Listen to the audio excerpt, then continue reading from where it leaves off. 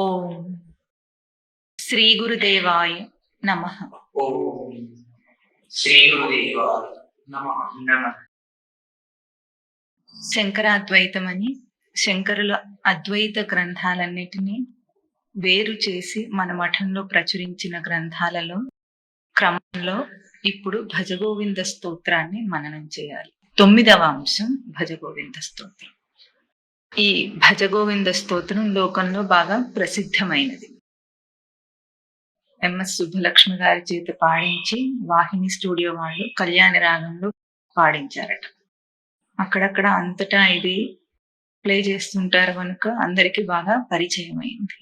ఇక్కడ ఈ స్తోత్రంలో శంకరుల వారు అందించిన ఒక గొప్ప సూత్రం ఏమిటంటే, ఇక్కడ అన్ని చరణములలో కూడా సాంసారిక బంధాలని, కష్టాలని, లోకంలోని అవాంతరాలని అతి సులభమైన భాషలో చెప్పి వాటన్నిటినీ తప్పించుకోవడానికి కావలసిన ఒక సూత్రాన్ని అందించారు ఈ భజగోవింద స్తోత్రాన్ని. సామాన్యుడికి చెప్తున్నట్లుగా ఉన్నా కూడా గొప్ప అద్వైత ప్రతిష్ఠ చేసింది ఈ శ్లోకాలన్నీ కూడా. ఎందుకంటే మన మఠంలో ప్రచురించిన శంకరాద్వైతం అనే శీర్షికలో ఉన్న అన్ని వరుసలో కూడా అన్ని శంకరుల కేవల అద్వైత బోధను ప్రతిపాదన చేసే గ్రంథాలను వేరు చేసి చూపించారు ఇక్కడ గురుదేవుడు. ఆ గొప్పగా చెప్పిన అద్వైత బోధ ఏమిటో దాంట్లో ప్రతిష్ఠ అయినది, దాన్ని మననం చేసే ప్రయత్నం చేద్దాం. చెప్పండి. భజ గోవిందం, భజ గోవిందం, భజ గోవిందం, భజ గోవిందం, గోవిందం భజ మూఢమతే, గోవిందం భజ మూఢమతి, సంప్రాప్తే సన్నిహితే కాలే, సంప్రాప్తే సన్నిహితే కాలే, నహి నహి రక్షతి డుక్రీకరణే, నహి నహి రక్షతి డుక్రీకరణే, డుక్రీకరణే. డుక్రీకరణే. దీంట్లో శంకరులు ఈ ఈ స్తోత్రాన్ని చెప్పడానికి గల ఒక ఉదంతాన్ని, కథాపరంగా సన్నివేశాన్ని చూపిస్తున్నారు. ఎట్లాగంటే, కాశీక్షేత్ర వీధులలో భిక్షాటనకు వెళ్ళినప్పుడు అక్కడ వీధులలో కొంతమంది సంస్కృతం నేర్చుకుంటున్న విద్యార్థులు డుక్రీకరణే అన్న పాఠాన్ని వల్లెవేస్తున్నారట. వాళ్ళు అంటే ఇది ఒక ధాతు అన్నమాట. సంస్కృత వ్యాకరణంలోని ఒక ధాతు. ఇది ఆ రోజులలో సంస్కృతం అనేది, ఇప్పుడు చదువులంటే మనకు వేరేవి కానీ అప్పుడు సంస్కృత వ్యాకరణమే చదువు.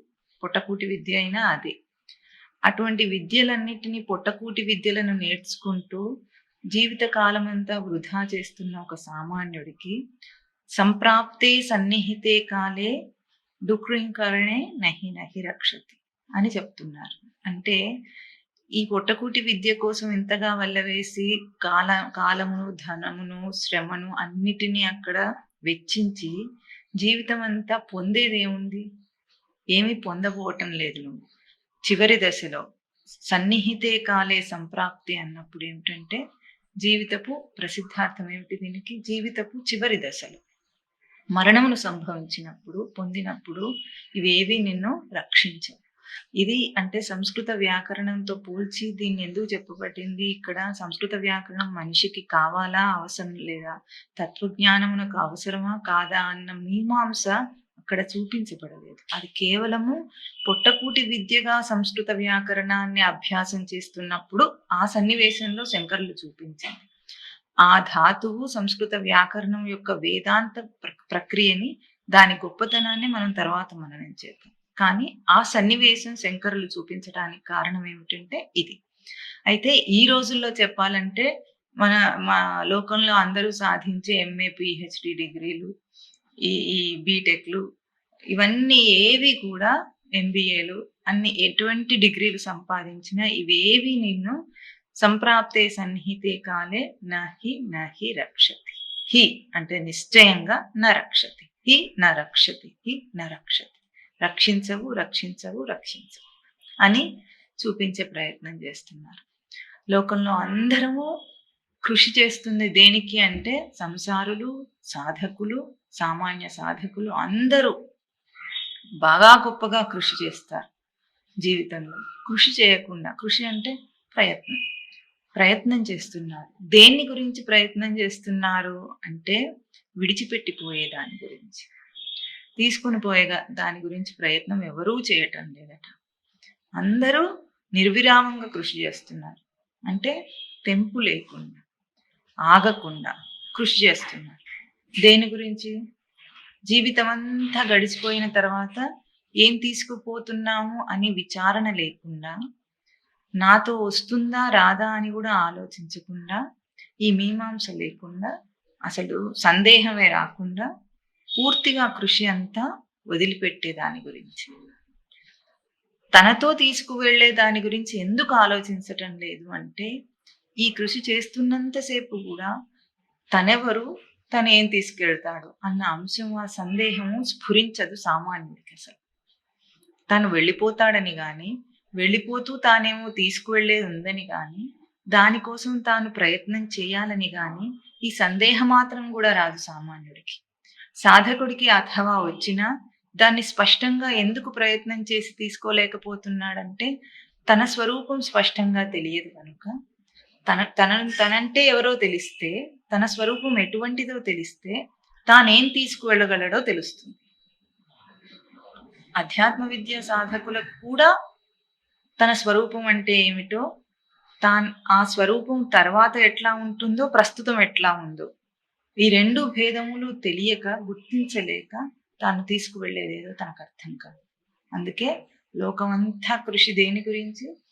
అసలే ఎవ్వరికీ తీరిక లేని ఈ లోకంలో, ఈ జగత్తులో అందరూ విడిచిపెట్టి వెళ్ళే దాని గురించే కృషి చేస్తున్నారు.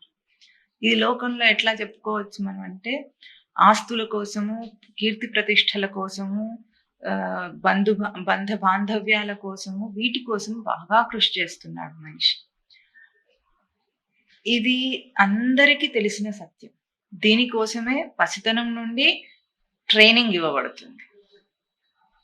పసిపిల్ల దగ్గర నుండి ఏం నేర్పిస్తాం మనం? లోకంలో ఎట్లా అభివృద్ధిలోకి రావాలి, ఆ లోకంలో తానేం చేయాలి, తానేం చేసింది, ఏ తీరు నేర్పిస్తారంటే, లోకంలో అందరూ చేస్తున్న తీరుని, తల్లిదండ్రులు కృషి చేసిన తీరుని, అదే తీరుని నేర్పిస్తారు. అయితే వాళ్ళు ఏం పొందారో, దేనికోసం కృషి చేశారో వాళ్ళకి గుర్తింపు ఉందంటే అది ఉండదు. వాళ్ళు అనుకున్నది ఏదో సాధించారా అంటే ఉండదు. లౌకికమైన ఒక సుఖం కోసమే ప్రయత్నం చేసి ఉన్నా, ఆ సుఖమైనా వాళ్ళు పొందారా అంటే వాళ్ళకి స్పష్టత లేదు. స్పష్టత లేకపోయినా సరే ఆ దారినే పిల్లలకు, వాళ్ళ తర్వాత వాళ్ళకి నేర్పిస్తారు. నేర్పించి రుద్దబడి, ఎట్లా అంటే వాళ్ళని మెస్మరైజ్ చేసి ఇంకొకరు తీరులో ఆలోచించకుండా వాళ్ళని ట్రైన్ చేసి వాళ్ళని నేర్పించి వదిలేస్తున్నారు లోకంలో. ఇది లోకపు తీరు. ఇట్లా కాక కాస్త వేరుగా ఎవరైనా ఆలోచిస్తే వాడేమవుతాడు? లోకంలో బతకలేని వాడని ఒక ముద్రను పొందుతాడు. బతక నేర్చని వాడని. అట్లా కాకుండా అందరితో పాటుగా గుడ్డిగా చక్కగా బ్రతకగలిగితే వాడు బతక నేర్చినవాడు. లోకంలో ఏదైనా సాధించగలడు. ఇంత సాధింపు అంతా, ఇంత కృషి అంతా చాలా నిజాయితీగా, చాలా కృషి చేస్తున్నప్పటికీ ఎట్లా ఉంది? బంజర భూమిలో నాటిన విత్తనం వలె అయిపోయింది. ఎందుకు? ఏదైనా పంట చేతికి వస్తే తనకు వచ్చింది తీసుకుంటాడు. పంట చేతికి రావటం లేదు, ఆ గుర్తింపు కూడా లేదు. కనీసం జీవితకాలం అంతా అయిపోయినా ఆ గుర్తింపు లేదు. అందుకు శంకరులు ఇక్కడ మనకు భజగోవింద స్తోత్రంలో ఒక సూచన చేస్తున్నారు. సంప్రాప్తే సన్నిహితే కాలే అనే ఒక ఆ సందర్భాన్ని చూపిస్తున్నారు. ఆ సందర్భంలో అంటే తను మరణమును పొందుతాడు అనబడే సందర్భం, పొందటం లేదు కానీ అనబడే సందర్భంన, దేహం విడిచిపోయే సందర్భంన అది వచ్చినప్పుడు, ఆ మరణకాలం ఆసన్నమైనప్పుడు నిశ్చయంగా ఇవేవి కూడా పుట్టకూటి విద్యలు, లౌకిక విద్యలు, నీ కృషి, నీ ఫలితం, ఇదేది కూడా నిన్ను రక్షించదు. మరి ఏది నిన్ను రక్షిస్తుంది అని అంటున్నప్పుడు ఒక టైటిల్ ఇచ్చారు మనందరికీ కూడా, హే మూఢమతే అని ఒక బిరుదు. ఎందుకు మూఢమతి అన్నారు? నేనేం మూఢుణ్ణి గాదు అని అభిమాన పడకుండా, హే మూఢమతే గోవిందం భజ, గోవిందం భజ, గోవిందం భజ. భజ గోవిందం అన్న, గోవిందం భజ అన్న. భజ అని భజ శబ్దాన్ని లోట్ ప్రత్యయంలో చూపిస్తున్నారు. అంటే ఆదేశించి చెప్తున్నారు. భజించుము, భజించుము అని. ఎవరిని? గోవిందుణ్ణి. అది నిన్ను రక్షించేది. నీ కృషి అంతా విడిచిపోయేది. నిన్ను రక్షించేది, నువ్వు తీసుకువెళ్ళేది ఏమిటి అంటే, నువ్వు భజించినదేదో అది నువ్వు తీసుకువెళ్తావు అని ఒక మంచి గొప్ప సూత్రాన్ని సాధారణ భాషలో చెప్పే ప్రయత్నం చేశారు శంకరులు. ఇక్కడ భజ గోవిందం, భజ గోవిందం అని 2 సార్లు ఆవృత్తమైంది. అసకృతుపదేశాత్ ఆవృత్తి భవతి అని ఒక్కసారిలో గ్రహించలేని స్థితిని అనుమానించి, అంటే ఒకసారి చెప్తే అర్థం కాదు అన్న అనుమానించినట్లుగా మళ్ళీ మళ్ళీ దాన్నే పునరుక్తిగా చూపించారు. అంటే భజించు, భజించు. నహి నహి రక్షతిలో కూడా అట్లాగే నిశ్చయంగా ఇది రక్షించదు, నిశ్చయంగా ఇది రక్షించదు అని చూపిస్తున్నారు. అంటే అది ఆ వాక్యంలోని దృఢత్వాన్ని, దాఢ్యతను మనకు సూచన చేస్తుంది. ఇప్పుడు తాను తీసుకువెళ్ళేదేదో ఆ వ్యాకరణ విశేషాంశం పక్కన పెడితే, ఇందులో ముఖ్య సూచన ఈ పల్లవిలో గోవిందుణ్ణి భజించటం. లోకంలో అందరికీ అర్థమయ్యే భాష. భజించమంటే ఎవరైనా సరే అంటారా, కాదంటారా? గోవిందుని భజించుము, గోవిందుని భజించుము అంటే సరే అంటారు. అంటే ఏం చేయాలని అడగరు. భజించటం అంటే భజన చేయటమా, పూజ చేయటమా, కాళ్ళు నొక్కటమా, లేదా రకరకాల పుష్పములతో పూజించటమా, ఇంకా రకరకాల సేవలు చేయటమా, కళ్యాణోత్సవములు చేయటమా, ఆ గోవిందుడు అంటే ఎవరనుకొని, ఏమనుకొని, ఏం చేస్తే అది సేవ అవుతుందనుకొని, అసలు ఎట్లా చేయాలి అని సందేహం కూడా రాకుండా సరే అంటాడు. ఎట్లాగైతే సంసారంలో అందరూ చూపించిన దారిని గుడ్డి గొర్రె అందాం మనం. గుడ్డి గొర్రెలాగా ఉంటాడు ప్రజలు. అందరూ వెళుతున్న దారిలోనే వెళ్ళాలి అన్నట్లుగా వెళ్తున్నాడు. భక్తిలో కూడా అదే పంథాని అవలంబిస్తాడు సామాన్య సాధకుడు, సామాన్య భక్తుడు. అయితే ఈ మాట అంటే వాళ్ళకి అభిమాన పడవలసిన అవసరం లేదు. ఎవరి భక్తిని గాని, ఎవరి దారిని గాని ఇక్కడ కించపరచాలని, అవమానపరచాలని చెప్పటం లేదు భక్తిని. కానీ ఏదైనా చేస్తున్నానన్నప్పుడు ఒక్క లక్షణం ఏముండాలి సాధకుడికి, భక్తుడు అనేబడేవాడికంటే గుడ్డిగా చేయొద్దు. గుడ్డి జీవితం కాదు. ఆ ఒక్క లక్షణమును అవలంబిస్తేనే ఇన్నాళ్ళు ఇన్ని జన్మల జీవితాలలో, 84 లక్షల జీవితాలలో, అన్ని జన్మల యోనులలో ఏ గుడ్డి పంథాను అవలంబించి నువ్వు మూఢుడివైనావు, హే మూఢమతే అనిపించుకుంటున్నావు, ఆ పంథా నుండి మరలినప్పుడే ఒక మలుపు తిరుగుతుంది జీవితం. మూఢమతి అంటే ఏమంటున్నారంటే ముహ్యతీతి మూఢ, ముహ వైచిత్య ధాతువు చెప్తున్నారు. మతి అంటే మన జ్ఞానే ధాతు. మోహముతో ఉన్న మతి కలవాడు, బుద్ధి కలవాడు అని అనుకుంటే, మోహం అంటే ఏమిటి? మోహ వైచిత్య అంటే, మోహం అంటే లోకంలో మోహం అంటే ఏమనుకుంటాం మనం? వ్యామోహం, మోహం అన్న పదాలు వాడుతుంటాం. అంటే ఏమనుకుంటామంటే దాని మీద ఒక పిచ్చి ప్రీతి అని, అదే కావాలన్న దృష్టి అని అనుకుంటాడు మోహం అంటే. కానీ మోహ వైచిత్య ధాతువు స్పష్టంగా ఎంత ఎలివేటెడ్ గా అర్థం చూపిస్తుందంటే, ఇవన్నీ ఎట్లా వచ్చి నాకు అంటుకున్నాయి అని ముందు మనం ఆలోచించాలి. లోకంలో ఎట్లా ఏదైనా ఆధ్యాత్మిక సభలో కానీ బోధ చేయబోతుంటే, ఈ పెళ్లి చేసుకోవడము, పిల్లలు, వ్యాపకాలు, వ్యాపారాలు, ఇవన్నిటిని నిందించి అధ్యాత్మ విద్య బోధ జరుగుతుందంటే వాళ్ళందరూ అడుగుతారు, ఇవన్నీ దేవుడే కదా చేసింది, నేనేం తప్పు చేశాను అన్నట్లుగా. ఇవన్నీ ఉన్నాయి గనుక నేను అందులో ఉన్నాను. ఇరుక్కున్నానని గాని, తానే వాటిని పోగు చేసుకున్నానని గాని తనకు అర్థం కాకుండా, అసలు ఇటువంటివి నేనెక్కడ కల్పించుకున్నాను అన్న ఇంకా భ్రాంతి స్థితిలో, ఇంకా అజ్ఞాన స్థితిలో మాట్లాడతాడు సామాన్యుడు. నేనేం చేశాను? అసలు తప్పేం చేశాను అనుకుంటాడు. లోకంలో అందరిలాగా గదా నేనున్నాను. అందరిలాగానే గదా చదువుకున్నాను. అందరిలాగా పెళ్లి చేసుకున్నాను. అందరిలాగా పిల్లలున్నారు. అందరిలాగానే పెంచి పోషిస్తున్నాను. అందరిలాగానే ఈతి బాధలు పడుతున్నాను. కానీ అందరేం నా బాధలు పంచుకోవటం లేదు. అయినా అందరిలాగా ఉన్నాను. నేనేం తప్పు చేశానని నిందించాలి శాస్త్రం గాని, గురువులు గాని అని అసలు తాను చేసిన తప్పేమిటో గూడా తెలియని స్థితిలో ఒక ప్రశ్న వేస్తున్నాడు. కానీ ఒక్క క్షణం నిలిచి ఆలోచిస్తే అర్థమయ్యేదేమిటంటే, ఇవన్నీ తాను కోరి, కావాలని వెళ్ళి పట్టుకున్నవి. పోగు చేసుకున్నవి. దీన్నే మొహ వైచిత్య ధాతువు అక్కడ సూచన చేస్తుంది. ఎట్లా కావాలని పోయావు? ఏం కావాలని పోయావంటే, లోకంలో ఉదాహరణకి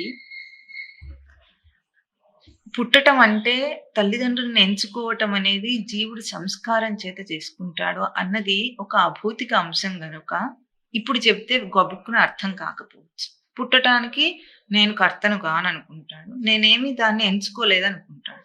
సరే అని సామాన్యుడి కోసం ఆ అంశంని పక్కన పెడితే, ఆ తర్వాత జీవితం అంతా ఎట్లా సాగింది?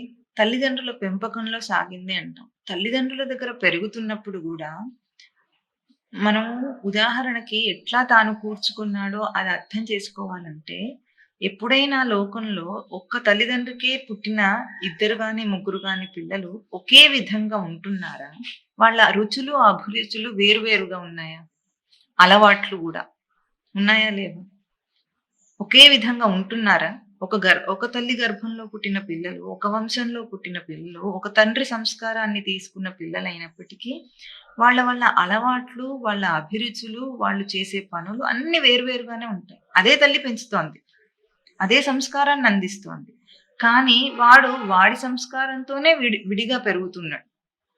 తల్లి ఇచ్చిన సంస్కారం చేత గాని, కేవలము తండ్రి ఇచ్చిన సంస్కారం చేత గాని పెరగటం లేదు. వాడికంటూ ఒక సొంత అభిరుచి అని మనం లోకంలో వాడి పదం అనుకుందాం అర్థం కావడానికి. ఇప్పుడు దానికి తగినట్లుగానే వాడి చదువు ఉంది. వాడు తర్వాత ఉత్తరోత్తర తన జీవితంలో ఎంచుకునే తన ప్రొఫెషన్ ఉంది. అంటే వృత్తి వ్యాపారం ఉంది. ఉత్తరోత్తర తను ఎంచుకోబోయే జీవిత భాగస్వామ్యనో ఏదో అనో అవన్నీ కూడా తన అభిరుచికి తగినట్లు ఎంచుకుంటున్నాడు కదా. ఇప్పుడు అవి తను కోరి చేసుకుంటున్నాడా? ఎవరో వాడికి అంటగట్టారు. ఇంట్లో అన్ని రకాల పళ్ళు తెచ్చి పెడితే తండ్రి ఆ పళ్ళ గంపలో నుండి తనకి ఏ పండు కావాలో ఎవరిస్తున్నారు? అంతెందుకు అన్నప్రాసనలోనే మన వాళ్ళు ఒక చిన్న లాజిక్ వాడి, యుక్తి వాడి ఏం చేస్తారు? అన్ని రకాల వేరు ఆసక్తికరమైన వస్తువులను అక్కడ పెట్టి, పారాడే పిల్లవాడిని వదిలేస్తే అక్కడ ఏం తెలుసుకోవడానికి ప్రయత్నం చేశారు? వాడి ఆసక్తి, సంస్కారం ఎటువైపు మొగ్గుతుందో అది తీసుకుంటాడు. ఒక భగవద్గీత పుస్తకం పెట్టి, ఒక బంగారు నగ, ఒక కలము, ఇంకా ఆట బొమ్మ, ఇటువంటివేవో 4, 5 వస్తువులు పెట్టి వాడిని వదిలేస్తున్నారు. వదిలేసి వాడు ఏ వస్తువు పట్టుకుంటాడో ఆ వస్తువు మీద వాడికి ఆసక్తి ఉంది. వాడిది అవుతాడు. పుస్తకం పట్టుకుంటే వాడేదో భక్తుడైపోతాడని, కలం పట్టుకుంటే బాగా చదువుకుంటాడని, డబ్బు పట్టుకుంటే వ్యాపారి అవుతాడని, ఇట్లా ఆ ఆసక్తిని ఎంచి చూసే ప్రయత్నం చేస్తూ కూడా, అంటే జీవుడికి ఒక ఆసక్తి, సంస్కారం ఉన్నాయి. దానికి తగినట్లుగా వాడు ఎంచుకుంటాడు అనే విషయాన్ని వాళ్ళక్కడ ప్రయోగం చేసి, అంశమును అక్కడ ప్రయోగం చేసి కూడా దీన్ని వదిలేసి బతుకుతున్నారు. చివరికి ఏమంటారు? అంతా దేవుడే చేసింది, లేదా తల్లిదండ్రి చేసింది, లేదా సమాజం చేసింది. కానీ స్వయంగా నేను ఎంచుకున్నదే నా జీవితం అన్న ఒక మూలమైన అంశమును, మౌలికమైన అంశమును వదిలేస్తాడు. ఆ అంశమును గట్టిగా పట్టుకోవాలి సాధకుడు, తెలుసుకోవాలి. ఎందుకు? జీవితం అంతా ఎట్లా ఏర్పాటైందంటే నువ్వు ఎంచుకుంటే అయ్యింది. స్కూల్లో జాయిన్ చేయాలంటే తల్లిదండ్రులు ఎంచుకొని జాయిన్ చేస్తారు. ఎన్నున్నాయి మనకు ఆప్షన్స్ ఎన్నున్నాయి. ఇంకా ఇప్పుడైతే ఇంకా ఎక్కువగా. ఎన్ని రకాలుగా కావాలో అన్ని రకాలుగా ఉంటే దాంట్లో నువ్వు కావాల్సింది. పళ్ళబుట్టలో నీకు ఆసక్తి ఉన్న, నీకు ఇష్టమైన పండు నువ్వెంచుకుంటున్నావు. అరటిపండు తింటావా, యాపిల్ పండు తింటావా, ద్రాక్ష పండు తింటావా, దానిమ్మ పండు తింటావా, జామకాయ తింటావా? ఎవరు చెప్తున్నారు? నీ రుచి నీకు తెలుసు. ఆ రుచికి తగ్గట్టు దాన్ని ఎంచుకుంటున్నావు, పట్టుకుంటున్నావు. జీవితం అంతా ఇట్లాగే చేస్తున్నావు. జీవితం అంతా ఇదే ప్రయోగం చేస్తున్నావు. ఇట్లా నీ ఆసక్తి, నీ సంస్కారం, నీ అభిరుచి అన్న ఈ పదములతో చెప్పబడితే వాటికి తగినట్లుగా ఎంచుకొని నీ జీవితాన్ని నిర్మాణం చేసుకుంటున్నావు. ఈ అంశంను విడిచిపెట్టలేం మనం. ఎట్లా అయింది ఇదంతా అనే ప్రశ్న ఎప్పుడూ కూడా ఎట్లా ఉంటుంది? మొట్టమొదట్లో అధ్యాత్మ విద్యకు వచ్చిన మొట్టమొదట్లో అందరూ అడిగే ప్రశ్న ఇది. ఎట్లా అయింది నాకు ఇదంతా? లేకపోయి ఉంటే చక్కగా పెళ్ళే జరగకపోయి ఉంటే, కాకపోయి ఉంటే నాకు ఎంత బాగుండేది అనుకుంటాడు. ఎవరో చేస్తే అయ్యింది అనుకుంటాడు. దీనికే ఒక చక్కటి ఉపమానము మన గురుదేవులు మఠంలో అందించింది ఏమిటంటే, ఇది వినటానికి కొంచెం కటువుగా ఉండవచ్చు, కటువుగా అనిపిస్తుంది అబ్యూస్ చేసినట్లు, కానీ సత్యం. ఇష్టం లేకపోతే ఎవరో పెట్టారని కానీ, ప్రేమతో పెట్టారని కానీ, మొహమాటపడి కానీ, ఏమరపాటున కానీ అశుద్ధం నోట్లో పెట్టుకుంటాడా ఎవరైనా? పెట్టుకోడు కదా. అజ్ఞాన బాలుడు తప్ప మిగతా ఎవ్వరు, స్పృహలో ఉన్న ఎవ్వరు కూడా పెట్టుకోరు. నీకు చాలా ఇష్టమైన వాళ్ళు చాలా చాలా ఇష్టంతో పెట్టారని పెట్టుకుంటావా? మొహమాట పడి పెట్టుకుంటావా? తినకపోతే వాళ్ళు ఏమనుకుంటారో అని చేస్తావా? ఇప్పుడైతే లోకం ఏమనుకుంటుందో అని ఎన్నైనా చేస్తాడు. కానీ నేను అశుద్ధం తినకపోతే వాళ్ళు ఏమంటారో అని అనుకుంటాడా? అనుకోడు. అంటే ఎక్కడ మనం లోకంలో తిరుగాడుతున్నామన్నా, ఎటువంటి జీవితాన్ని పోగు చేసుకున్నామన్నా దానికి కారణం ఏమిటి? తన ఆసక్తి. ఆ ఆసక్తి దేని వలన వచ్చింది? తన సంస్కారం. జన్మాంతరంగా తాను పోగు చేసుకున్న సంస్కారం చేత తన ఆసక్తి వస్తుంది. అటువంటి ఆసక్తి ఉన్న విషయాలలోనే తను ప్రవర్తిస్తాడు. ఆ ప్రవర్తించి పోగు చేసుకున్నదే జీవితం. ఇది మూఢమతే. తిట్టలేదు మనని, మూర్ఖుడు అనలేదు. అయితే ఇది మూర్ఖత్వం ఎట్లా? మూఢమతి అని తిట్టినప్పుడు మూర్ఖత్వం ఎట్లా అంటే, ఆ మాత్రం నీకు తెలియటం లేదా అని అడుగుతున్నారు శంకరులు. హే మూఢమతే, నువ్వు పోగు చేసుకున్న నీ జీవితం ఇది, ఎవరో నీకు అంటించింది కాదు. ఇట్లా రాసి పెట్టుంటే అట్లా అవుతుంది. సాధకులు కూడా మాట్లాడే మాట ఇది. ఇది బేలతనం. నీ జీవన నిర్మాతవు నీవే, నీ కృషియే ఇలా ఫలించురా. నువ్వేది చేస్తున్నావన్నా దాని వెనుక నీ ప్రయత్నము, ఆ ప్రయత్నానికి ఫలితం. అది నీ జీవితం. మంచి అయినా చెడైనా, అది మంచి చెడు లౌకికంతో పోల్చి కానే కాదు, జీవుడి సంస్కారంతో పోల్చియే మంచి చెడు ఏదైనా సరే. అందుకు మూఢమతే అనే ఒక సంబోధన చేశారు ఇక్కడ శంకర్. ఎన్ని కూర్చుకుంటున్నాము లౌకిక విద్య కోసం, మనం ఎంత కష్టపడుతున్నాము. 25 సంవత్సరాలు ఈ రోజుల్లో 25 సంవత్సరాలు స్పష్టంగా లౌకిక విద్యకు కేటాయిస్తాడు. కొన్ని లక్షల రూపాయలు. దాంట్లో తల్లిదండ్రి జీవితం అంతా, ఈ పిల్లవాడు 25 సంవత్సరాలు చదువుకోవాలంటే ఏం చేయాలండి? తల్లిదండ్రి జీవితకాల సంపాదన మొత్తం అంతా వెచ్చించి, కాలం, ధనం, యవ్వనం అన్ని వెచ్చించి పోగు చేస్తున్నాం.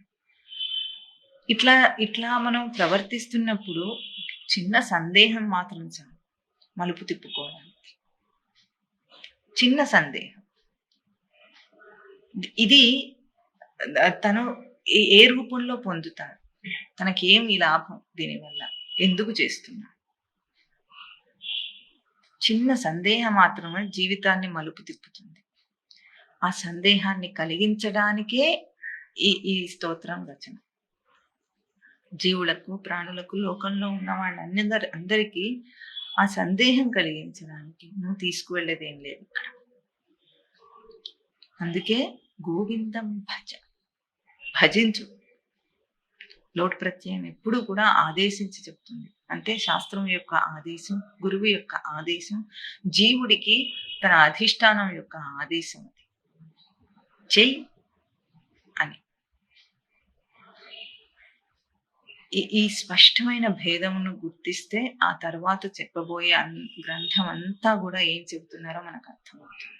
ఇప్పుడు గోవిందుడిని భజించాలంటే అందులో కూడా మన మూఢమతి అంతా ప్రయోగం చేస్తాం.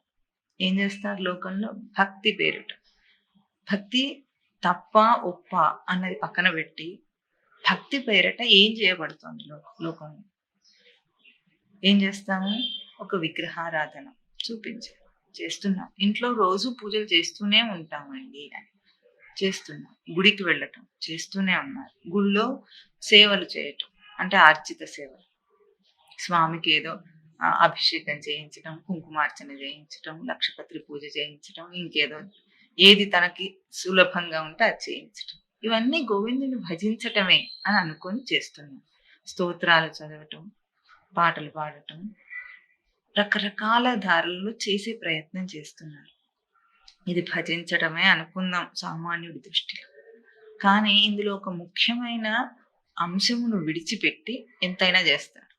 అందుకే వీడు మూఢమతి. ఏం అంశం అంటే, చేస్తున్న నేనెవరు, ఎవరికి చేస్తున్నానో ఆయన ఎవరు? ఈ 2 ప్రశ్నలు కూడా అడగడు. ఎట్లాగైతే చదువుకోమంటే చదివేసుకొని, పెళ్లి చేసుకోమంటే చేసేసుకొని, ఎట్లాగైతే లౌకిక జీవితాన్ని పోగు చేసుకున్నాడో ఇప్పుడు కూడా మళ్ళీ గోవిందుడిని భజించమంటే ఇదే చేస్తాడు. అడగడు, ప్రశ్న అడగడు. వెళ్ళి ఇదిగో ఈయనే దేవుడు, దండం పెట్టు అంటే పెట్టేస్తాడు. నిన్న ఎవరో ఇక్కడికి మఠానికి వస్తే ఒక పిల్లవాడు వచ్చాడు. ఆ అబ్బాయి పేరేమిటి అని అడిగారు. అడిగితే ఓ పేరు చెప్పాడు. ఆ పేరుకి అర్థం ఏమిటి అని వాళ్ళ తల్లిని అడిగితే, ఎవరు పెట్టారు పేరంటే ఆవిడే పెట్టింది. అర్థం ఏమిటి అని అడిగారు. అడిగితే బాగా ఆలోచించింది ఆవిడ. ఆలోచించి కాసేపు అయిన తర్వాత తెలియదు అని పెట్టింది మాత్రం తల్లే, తనే సెలెక్ట్ చేసి పెట్టానని చెప్పింది. అర్థం తెలియకపోతే ఎట్లా అని అడిగితే అప్పుడు మళ్ళీ ఒకసారి ఆలోచించి, పెట్టేటప్పుడు తెలుసు నాకు, కానీ ఇప్పుడు అది గుర్తులేదు అని. అంటే తను ఏ పేరు పెట్టి ఆ అబ్బాయిని రోజు పిలుస్తుందో, తనవాడనుకొని, తన కొడుకు అనుకొని పెట్టిన పేరు యొక్క అర్థము తెలియదు. ఆ అబ్బాయి కూడా ఎప్పుడు అడగలేదు. పేరు పెట్టి పిలిస్తే పుట్టినప్పటి నుండి చచ్చేదాకా ఆ పేరుని ప్లేట్ వేసుకొని మోస్తూ ఎప్పుడు ప్రశ్నించరు ఎవరు. అట్లాగే ఆయన దేవుడు, దండం పెట్టు అంటే అడగరు, ఏం అడగరు. బుద్ధిమంతుల్లాగా వచ్చిన రీతిలో ఇట్లా అనొకడు, ఇట్లా అనొకడు, ఇట్లా అనొకడు, ఇట్లా అనొకడు, ఇట్లాగో అట్లాగో వాడికి తోచిన తీరులో దండం పెట్టానని అనుకుంటాడు. చాలా భక్తుండనే అనుకుంటాడు. రోడ్డు మీద అట్లా వెళుతూ గుడి మీదుగా వెళుతున్నాడు, అటు తిరిగి అని వెళ్ళే వాళ్ళు ఉంటారు. ఇంకా కొంచెం ఎక్కువగా భయం భక్తి ఉందనుకున్నవాడు ఏం చేస్తాడు? బండి అక్కడ ఆపి చెప్పులు విప్పి అనుకుని వెళ్తాడు. ఇంకా కొంచెం భక్తి ఉన్నవాడు అనుకున్నవాడు ఏం చేస్తాడు? అట్లా లోపల దాకా వెళ్ళి ఏదో దగ్గర దాకా వెళ్ళి దండం పెట్టి వెళ్ళిపోతాడు. అయిపోయింది. భక్తి అనుకుంటున్నాడు. వాడి స్థాయిని విమర్శించటం లేదు, జరుగుతుంది చెప్పబడుతుంది ఇక్కడ, అంతేగాని విమర్శ చేయటం లేదు. ఇది లోకంలో సత్యమా కాదా? అందరూ చేస్తుందా కదా? శుక్రవారం వస్తే కుంకుమ అర్చన చేస్తే మంచిదట, మంచిది. ఇది గోవిందుని భజించడం అనే అనుకుంటున్నారు. నేను మూఢమతిని కాదనే అనుకుంటున్నారు, అనుకుని చేస్తున్నారు. ఏకాదశి వస్తే లక్షపత్రి పూజ చేస్తే మంచిదట.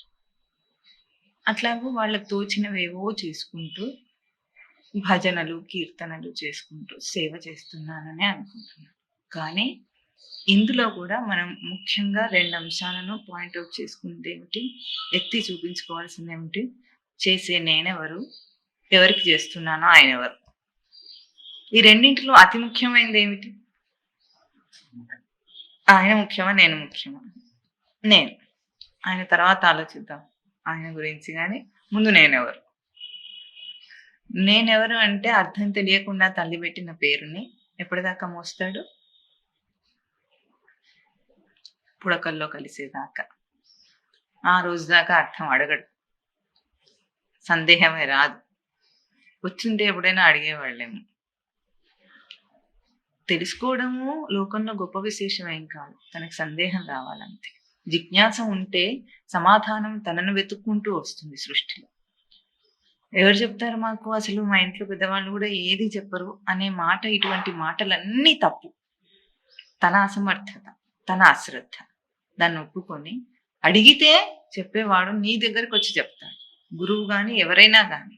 నీకు సందేహం వస్తే, ఆ సందేహం మీద నువ్వు నిలిచి విచారణ చేస్తే, అది తీర్చే రూపం బయట నుండి గాని, లోపల నుండి గాని, నీలోనే స్ఫురించేటట్లు గాని, బయట నుండి గురువు రూపంలో గాని, లేదా పెద్దవాళ్ళ రూపంలో గాని నువ్వు అడుగు. చెప్పకుండా వదిలిపెట్టదు సృష్టి. అడగటమే లేదు. అడిగే తీరిక లేదు. ఇది మూఢమతి.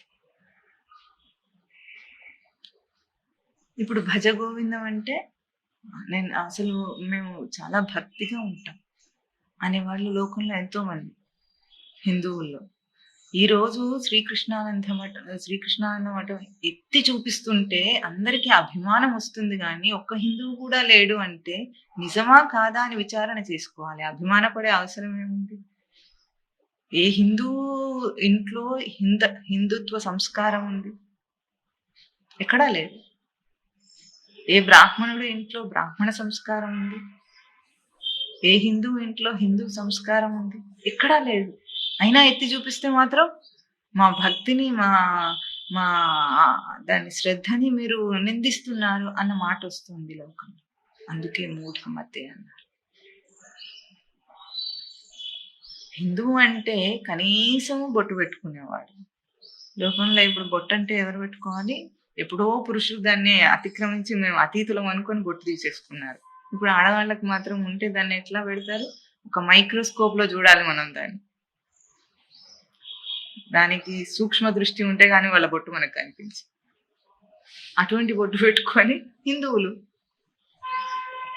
ఇది అందుకే ఇదంతా గోవిందుణ్ణి భజించటం కాదు. అందుకే భజన చేసే విధము తెలియండి, నిజముగా హరిభక్తులనుకొని మోసపోకండి. భజన చేయటం అంటే తనతో పోల్చి. గోవిందుడు అంటే బయటగా ఉందే అనుకుందాం కాసేపు. గోవిందుడైనా సరే గోవిందుడిని నేను భజన చేయాలి. అక్కడున్నా సరే ఇక్కడున్నా సరే అదేమిటో తర్వాత. దాన్ని ఎవరు చేయాలి? నేను భజన చేయాలి. నేను భజన చేయాలంటే మౌలికమైన ఒక అంశం ఏం కావాలి? నేను ఉండాలి. నేను ఉండి చేయాలి. ముందు నేను ఉంటే ఆ తర్వాత నేను ఏం చేస్తున్నానో అర్థం అవుతుంది. నేను అనేవాడు అక్కడ ఉండనే ఉండడు. ఏ పూజలో కూడా ఉంటాడా? ఎన్ని ఏర్పాట్లు చేస్తూ ఉంటాడు. మొత్తం అన్ని ఏర్పాట్లు చేస్తాడు ఒక పూజ చేయాలంటే. భజన కోసమే అందరినీ పిలిచినా సరే ఏర్పాట్లు చేస్తుంటాడు. ఏర్పాట్లు చేస్తే అక్కడ వచ్చే విఐపీలను ఎదుర్కొంటాడు కానీ స్వామిని ఆవాహన చేస్తే మాత్రం ఎదుర్కోడు. ఎందుకు? ఆయన రావటం వీడికి కనిపించదు కదా. ఆవాహయామే అంటాడు, ఆసనం సమర్పయామే అంటాడు. వాడు ఆయన వచ్చి కూర్చొని ఉంటాడు, ఈ పాటికి అనుకుంటాడు అంతే. వచ్చాడా లేదా చూసుకోడు. కానీ విఐపీలు వస్తే మాత్రం ఎట్లా ఉంటుంది? హక్కున లేచి ఎదురు వెళ్ళి పిలుచుకొచ్చి వాళ్ళకి అగ్రస్థానం ఇచ్చి కూర్చోబెట్టి ఆ తర్వాత స్వామి ఉన్నాడనే అనుకొని ఊహించి ఏదో భజన చేస్తున్నాడు. ఇది భజన కాదు అంటున్నారు. భజ సేవాయాం ధాతు. సేవించుట భజన చేయటం. సేవించటం అంటే, సేవ అంటే మనకేమర్థం అవుతుంది? ఒక భౌతిక రూపం, దానికి ఒక సేవ. అన్నం పెట్టడం సేవ, కాళ్ళు ఒత్తటం సేవ, తల ఒత్తటం సేవ, ఇంకా బట్టలు ఉతికి పెట్టడం సేవ, ఇంకా ఆయనకి ఏం కావాలో అది అమర్చటం సేవ. ఇదే మాట్లాడారు. అంటే సేవ అన్న పదం మాట్లాడగానే మనకు వెంటనే అక్కడ మనం ఏదో చేస్తున్నాం అనుకుంటున్నాం. తన గురించిన అంశం మళ్ళీ లేదు అక్కడ. ఎవరికి చేస్తున్నామో ఆ అంశం మీదనే దృష్టి, కానీ చేసే తన మీద దృష్టి లేదు. తన అంశం ఉంది, తన అంశం ప్రయోగింపబడుతోంది, అక్కడ తనేదో చేయాలి, చేస్తుంటే ఒకటి పొందాలి. ఈ అంశంని దాటేస్తుంది. ఇది లోకంలోని పెద్ద అవాంతరం. ఈ ఒక్క విషయంలోనే కాదు, లోకమంతా చెడిపోవడానికి కారణం ఏమిటంటే కేవలము ఈ ఒక్క అంశంను దాటేయటం. ఎక్కడ ఏది చేసినా సరే ముందు పసితనం నుండి ఇప్పుడు లోకానికి నేర్పించవలసిన అంశం ఏమిటంటే ఏది చేసినా సరే చేసే నీ అంశము ముఖ్యమైన అంశం. నువ్వు ఉన్నావు అక్కడ. దీన్ని దాటేసే విషయం కాదు ఇది. ఎందుకు సంప్రాప్తే సన్నిహితే కాదే. ఆ ఆ ఆ కాలంలో అంటే నువ్వు ప్రసిద్ధార్థం చేత మరణము అన్న ఆ ఆ కాలం ఆసన్నమైనప్పుడు ఇవేవి నిన్ను రక్షించటం లేదు. అంటే నీ గురించి మాట్లాడుతున్నారు. నిన్ను రక్షించేదేదో నీకు కావాలా వద్దా? ఇన్స్యూరెన్స్. లోకంలో ఎంత జాగ్రత్త పరులు మనుషులందరూ. జాగ్రత్తగా ఉంటారా లేదా? హెల్త్ ఇన్స్యూరెన్స్ కావాలి, లైఫ్ ఇన్స్యూరెన్స్ కావాలి. ఇన్స్యూరెన్స్ ఎందుకు కావాలి? భద్రత కావాలి. భద్రతను కోరుతున్నవాడు దేహంతో ఉన్నంతసేపు ఇన్ని భద్రతా ఏర్పాట్లు చేసుకుంటున్నవాడు చివరికి అధ్యాత్మ విద్య సాధనకు రావాలన్నా చివరి దాకా బతకాలంటే తనకి ఎంత డబ్బు ఉండాలి ఇదంతా ఏర్పాటు చేసుకునే ఇంత భద్రత ఉన్నవాడు తాను ఆ చివరి దశలో మరణమును అన్న ఒక సంఘటన తనకు సంభవిస్తున్న దశలో తన భద్రతను గురించి ఆలోచించటం లేదు. అందుకు కావాలి తన అంశం. లోకంలో అందరికి తెలిసి ఏమిటి అంటే పెళ్లికైనా తను ఉండకపోయినా స్వామివారు ఏం చెప్తారు, కత్తికి భాష్యం కట్టి పెళ్లి చేయొచ్చు, కానీ చచ్చిపోయేటప్పుడు తను ఉండాల్సిందే. ఇంకొకటి చచ్చిపోవడానికి వీలు లేదే. ఉందా? లేదు. నీ చావు నీవే చావాలి. ఇంకొకరు నీ కోసం చచ్చిపోరు. అది బాగా తెలుసు మనకి. నీ చావుకి ఇంకెవరు రాకపోయినా పర్వాలేదు, నువ్వు ఉంటే చాలు. అమెరికాలో ఉన్న కొడుకు రాకపోయినా పర్వాలేదు, పక్క వీధిలో ఉన్న కూతురు రాకపోయినా పర్వాలేదు, ఎవరు రాకపోయినా పర్వాలేదు, పక్క గదిలో పడుకున్నా నీ పక్కనే నీ మంచంలో పడుకున్న భార్య లేకపోయినా పర్వాలేదు. నీ చావు మాత్రం నువ్వే చావు. అంటే నీ అంశం ఉందా లేదా? ఆ అంశాన్ని అట్లా వదిలిపెట్టి జీవితం అంతా గడిపేయచ్చా? అన్నిట్లో. అందుకే అధ్యాత్మ విద్య సాధన అంటే ముందు తన అంశంను నిలుపుతాం, తనను తాను పరిగణలోకి తీసుకొని ప్రవర్తన చేయటం. ఇది దాటకూడదు. మౌలికమైన మొట్టమొదటి సూత్రం. ఏం చేస్తావు తర్వాత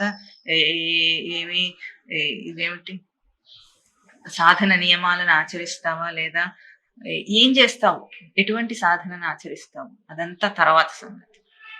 ముందు నేను అన్న అంశంను నిలుపు. నువ్వు ఉండక్కడ, నువ్వు ఉండి చేయ పని చేసిన అది మౌలికమైన అంశం.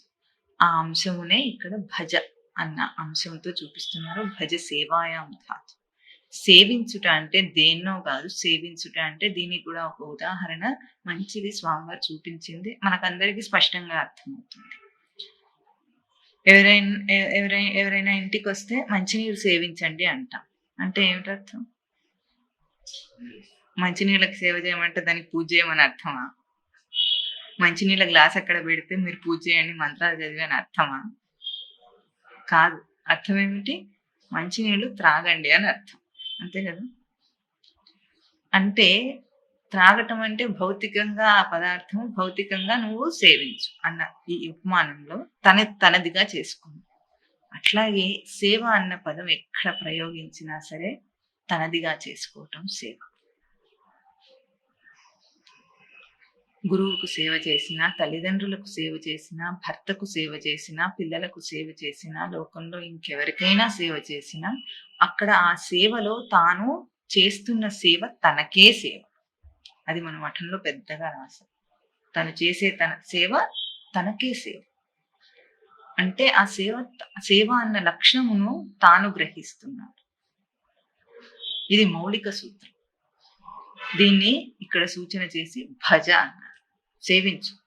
ముందు నిన్ను సేవించు. నీ అంశమును పరిగణలోకి తీసుకొచ్చి తర్వాత నువ్వు మొదలుపెట్టు. నీ సాధన ఎప్పుడు మొదలవుతుంది? నీ అంశమును పరిగణలోకి తీసుకున్న తర్వాత. ఇప్పుడు నేనెవరన్న ప్రశ్న వేయి. నేనెవరో తెలుసుకో అన్న ప్రశ్న వేసుకోవాలంటే ముందు నేను అన్న అంశమును పరిగణలోకి తీసుకొచ్చి ప్రవర్తించడం అనే ఒక గొప్ప మలుపుని తిప్పుకోవాలి జీవితంలో. ఎందుకు? పూర్వం నుండి అభ్యాసంలో లేదది, ఎవరికీ లేదు, స్పష్టంగా లేదు.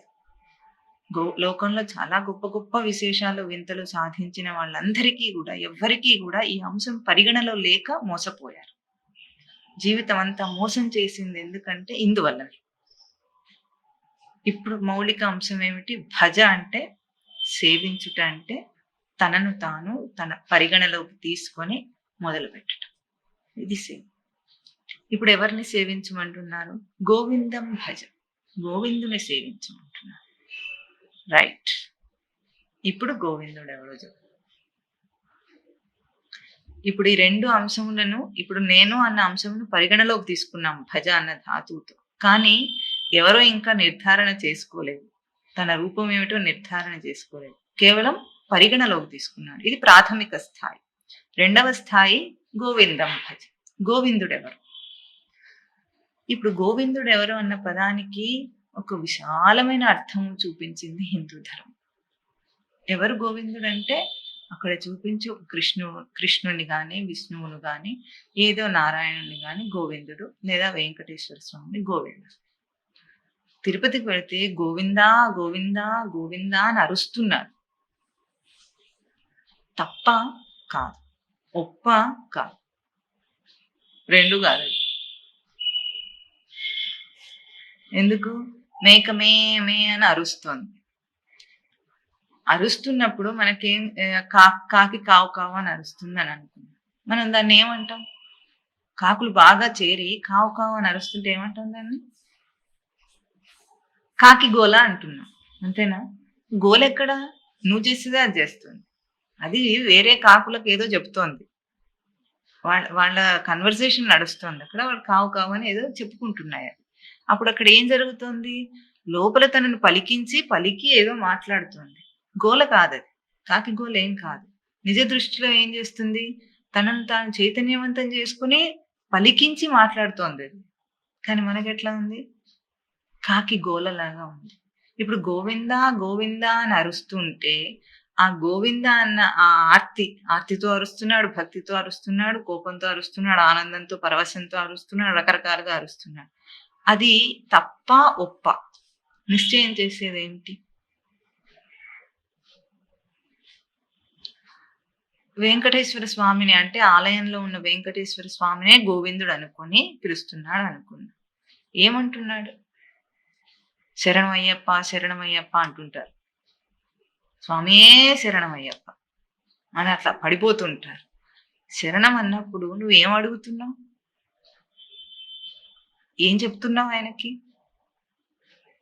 లౌకిక దృష్టిలో శరణం అంటే నువ్వే నాకు రక్ష, నువ్వే నాకు రక్ష అని అనుకున్నావు. లౌకిక దృష్టిలో ప్రసిద్ధార్థపరంగా అంటే ఏమంటున్నావు? నేనేం రక్షించాలి ఆయన అంటే? నేను చచ్చిపోకుండా రక్షించాలి, నాకు ఆర్థిక సమస్యలు రాకుండా రక్షించాలి, ఆరోగ్య సమస్యలు రాకుండా రక్షించాలి, నా ఇంట్లో వాళ్ళకి ఏం సమస్యలు రాకుండా రక్షించాలి. ఇదే కదా అడుగుతున్నాడు. ఇవే కదా అడుగుతున్నాడు. ఇప్పుడు ఆయన ఎవరు?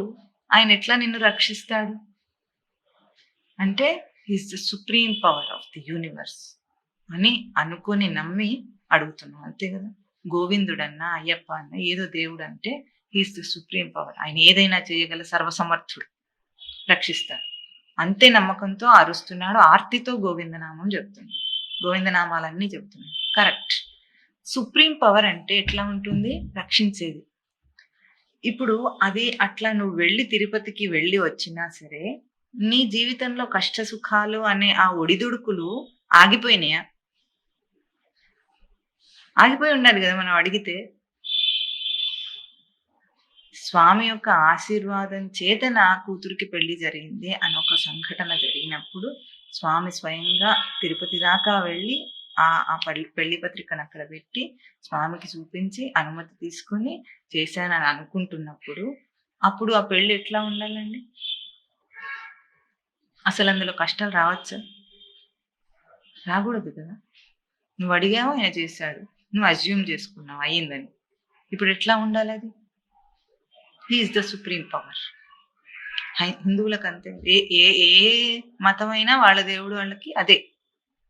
మరి ఒక సందేహం ఇక్కడ రావాలి. మరి ఎందుకు కష్టం వచ్చింది? కూతురు కాపురం ఎందుకు చెడిపోతుంది? ఆరోగ్య సమస్యలు ఎందుకు వస్తున్నాయి? పుట్టుకున్న అల్లుడు చచ్చాడు, కూతురే చచ్చిందో ఎందుకు అవుతుంది ఇట్లా?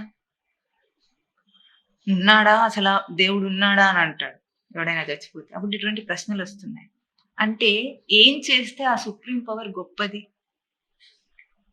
గోవిందుడు గొప్పవాడు. నువ్వు ఊహించుకున్న నీ రీతిలో నీ జీవితాన్ని నడిపిస్తే గొప్పవాడా? పోనీ అట్లాగైనా నీకేమైనా వచ్చా? డిజైన్ చేసుకోవడం వచ్చా నీ జీవితాన్ని? హ్మ్. రాక్షసులు ఎట్లా ఉంటారు? రావణాసురుడు, హిరణ్యకశిపుడు వాళ్ళందరూ ఏం చేశారు? మరణంను జయించటానికి తపస్సు చేశారు. ఎవరికి చేస్తారు? ఎవరి కోసం చేస్తారు? బ్రహ్మదేవుడికో, శివుడి కోసమో చేస్తారు. విష్ణువు జోలికి అసలు వెళ్ళరు. ఎందుకు? వాళ్ళే తెలివిలేని వాళ్ళనుకొని వాళ్ళైతే వీడు కోరినవన్నీ ఇచ్చేస్తారనుకొని చేస్తారు. చేసి మరణం లేకుండా నాకు వరం కావాలని అడుగుతాడు. మరణం లేకుండా మాత్రం ఎవడు ఉండలేడు గనుక ప్రతి ప్రాణి దేహం విడిచిపోవలసిందే గనుక అది మాత్రం అది కాక వేరే ఏదైనా అంటే వీడేం చేస్తాడు? రావణాసుడు ఏం కోరుకున్నాడు? ఆ? యక్ష కిన్నర గంధర్వ కింపురుష అని ఆ రకరకాల అందరు మనుషులతో పోల్చి అన్ని ప్రాణులతో పోల్చి వీటన్నిటి వల్ల నాకు మరణం రాకుండా ఉండాలని ఒక్క నరుణ్ణి మినహాయించుకొని ఇప్పుడు అక్కడ ఏం కోరుకున్నాడు? తన మరణాన్ని తను ప్లాన్ చేసుకున్నాడు. అంతేనా? అంటే ఒక నరుడు మాత్రం నన్ను చంపలేడు అనుకుని ఆ ఒక్కటి మినహాయించడంలో అర్థం ఏమిటి? నేను చచ్చిపోను, ఎప్పటికీ చచ్చిపోను అని అనుకున్నాడు, అస్యూమ్ చేసుకున్నాడు. హిరణ్యకశిపుడు ఏం చేశాడు? ఇట్లా కదా, పొద్దున గాని రాత్రి గాని కాకుండా, ఇంటి బయట గాని ఇంటి లోపల గాని కాకుండా, అంటే ప్రాణరహితములు ప్రాణ సహితములు గాని ఆయుధములతో గాని అట్లా ఇవేవి నరుడు గాని కాదు, మృగం కాకుండా ఇట్లా ఎన్నెన్నో యుక్తులన్నీ ప్రయోగించి తెలివంతా ఉపయోగించి నేను మరణం లేకుండా కావాలని డిజైన్ చేసుకున్నాడు, ప్లాన్ చేసుకున్నాడు. దీంతో నేను ఇంకా చచ్చిపోను అనుకున్నాడు. అంటే నీకే కనుక తెలివి ఉండి నువ్వే నీ జీవితాన్ని ప్లాన్ చేసుకుంటే ఇట్లా ఉంటుంది. చక్కగా ఒక స్పాట్ చేసుకున్నారనమాట. అంటే ఇప్పుడు రావణాసుడు ఏం చేశాడు? నరుడే నన్ను చంపుతాడని డిసైడ్ చేసి డిజైన్ చేసుకున్నాడు. హిరణ్యకశిపుడు ఏం చేసుకున్నాడు? సంధ్యాకాలంలో ఇంటి బయట లోపల కాకుండా గడప మీద నరరూపం కాకుండా, మృగరూపం కాకుండా, నరసింహావతారంలో అతను ప్లాన్ చేసుకున్న అది. ఇప్పుడు ఎవరు చంపారు? హరి చంపాడా? తను చంపుకున్నాడు. ప్లానింగ్ అంతా నీదే. ఇప్పుడు అట్లాగూ ఒక గోవిందుడు నన్ను రక్షించాలనుకున్నప్పుడు ఆ గోవిందుడు అనే సుప్రీం పవర్ కనుక ఉంటే ఎట్లా ఉండాలి? ఈ లోకంలో ఎవరికి కష్టం అనేదే రాకూడదు. నువ్వు చేస్తున్న భక్తితో ఎట్లా ఉండాలి? నీ ఆర్తి సత్యమై, నీ భక్తి సత్యమై, నీ పూజలన్నీ సత్యమై ఫలిస్తే లోకంలో కష్టం రావాలని పూజ చేసే నాథుడు ఎవడు ఉండడు. అందరూ కష్టం నుండి బయటపడాలని పూజ చేసుకున్నావు. ఇప్పుడు ఏమనుకుంటున్నావు? ఆయన నువ్వు చెప్పు, ఆ సుప్రీం పవర్ అవునా కాదా? అందరూ పూజలు చేస్తుంటే అందరికీ కష్టాలు వస్తున్నాయి, చచ్చిపోతున్నారు, పుడుతున్నారు, పెళ్ళిళ్ళు పెటాకులు అవుతున్నాయి, పిల్లలకి రోగాలు వస్తున్నాయి, చదువు సంధ్యలు చట్టుబండలు అవుతున్నాయి, అన్నీ అవుతున్నాయి. ఇప్పుడు ఉన్నాడా లేదా? నువ్వు పూజ చేస్తున్నావా లేదా? ఆయన స్టేటస్ ఏమిటి? ఇట్లా లౌకిక దృష్టితో భజ గోవిందం అంటే అవును నాకు అర్థమైందంటే అర్థమైంది కాదది. లోకంని ఎవరు నిందించటం కాదు, ఇది ఆలోచింపచేయటం. జస్ట్ ఒక్కసారి ఆలోచించు. ఇంతమంది పూజలు చేస్తూ ఉండగా కష్టాలు ఎట్లా వస్తుంది? ఆ సుప్రీం పవర్ అని నువ్వు అనుకుంటున్న అక్కడున్న దేవుడో, ఎక్కడో ఉన్న దేవుడో, ఎక్కడైనా సరే ఉన్న దేవుడైతే ఎందుకు ఇట్లా జరుగుతుంది?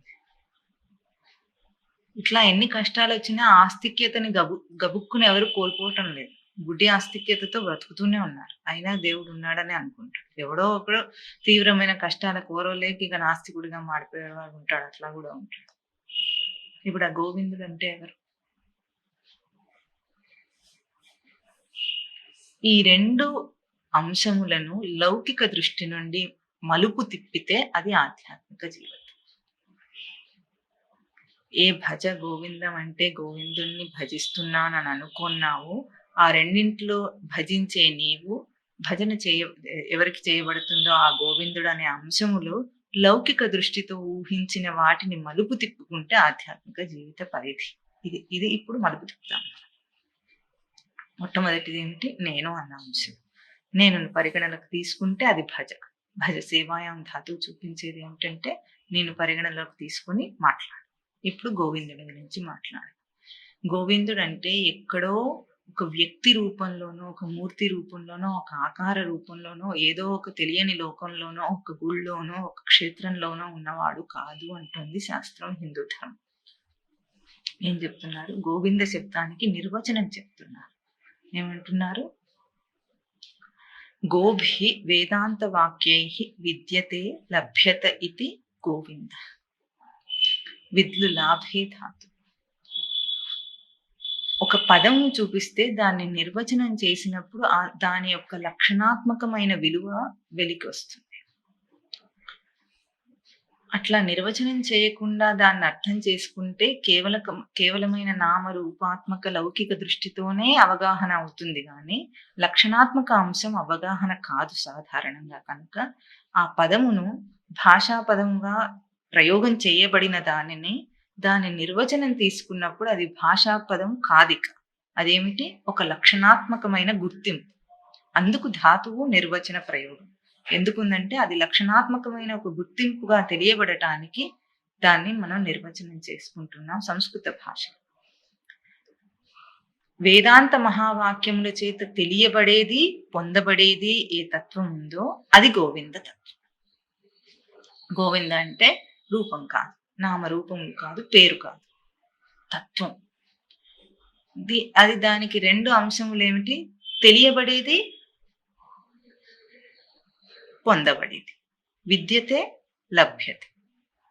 తెలియబడాలి, పొందబడాలి. ఆ తత్వం ఏదుందో, లక్షణాత్మకమైన తత్వం ఏదుందో అది నీ చేత తెలియబడాలి, పొందబడాలి. వేదాంత వాక్యై విద్యతే లభ్యత అన్న ఆ రెండు పదముల్లో ఇంకొక మంచి సూచన ఉంది, మనం అడగాలి లోకంలో. విద్యతే లభ్యతే అంటే తెలియబడేది, పొందబడేది. ఎవరి చేత? అంశం వచ్చేసింది. మళ్ళీ తెలుసుకునేవాడు ఒకడు ఉన్నాడు కదా.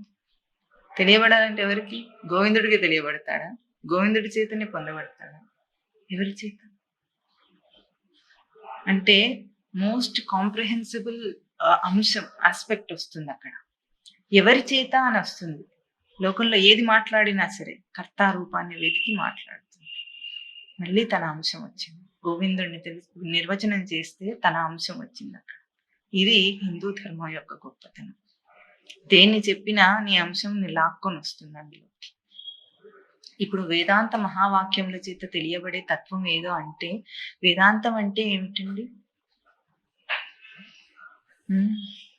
వేదాంతం అంటే లోకంలో లోకంలో బతకలేని వాడు చెప్పేదా? బతకలేని వాడు చెప్పే బోధ వేదాంతం అంతే కదా. లోకంలో బతకడం చేత కాకపోతే చెప్తాడు ఇటువంటి వేదాంతాలన్నీ వస్తాయి అంటారా? అదే వేదాంతం అంటే. లేదా వేదంలో చివరి భాగం అన్నాం అనుకోండి, అంటే ఏమిటి అర్థం? అంతా చేయగా మిగిలిపోయిన చివరి తోక. ఏమిటి వేదాంతం అంటే? ఏం చెప్తుంది వేదాంతం నీకు? ఈ వేదాంతాలన్నీ నాకు చెప్పకు అంటాడు లోకం. ఏదైనా మంచి మాట చెప్పకపోతే ఏమంటాడు? నీ వేదాంతం నీ దగ్గరే ఉంచుకో అని చెప్పకు అంటాడా? అంటే వేదాంతం అంటే పనికిరాంది, లౌకిక ప్రయోగానికి పనికిరాంది అంతేనా? ఎక్కడా నాకు చెప్పదు ఇలాంటివన్నీ, నువ్వు చెప్పకు అంటే. ఎట్లా ఉంటుందంటే లోకంలో మనుషులకి తెలుసు అనమాట, వేదాంత ప్రయోగం చేస్తే ఆ దృష్టి మార్చుకోవాలని తెలిసి వాడు అది మార్చుకోవడానికి ఇష్టపడక నీ వేదాంతం నాకు చెప్పక అంటున్నాడు అంటే అర్థం ఏమిటి?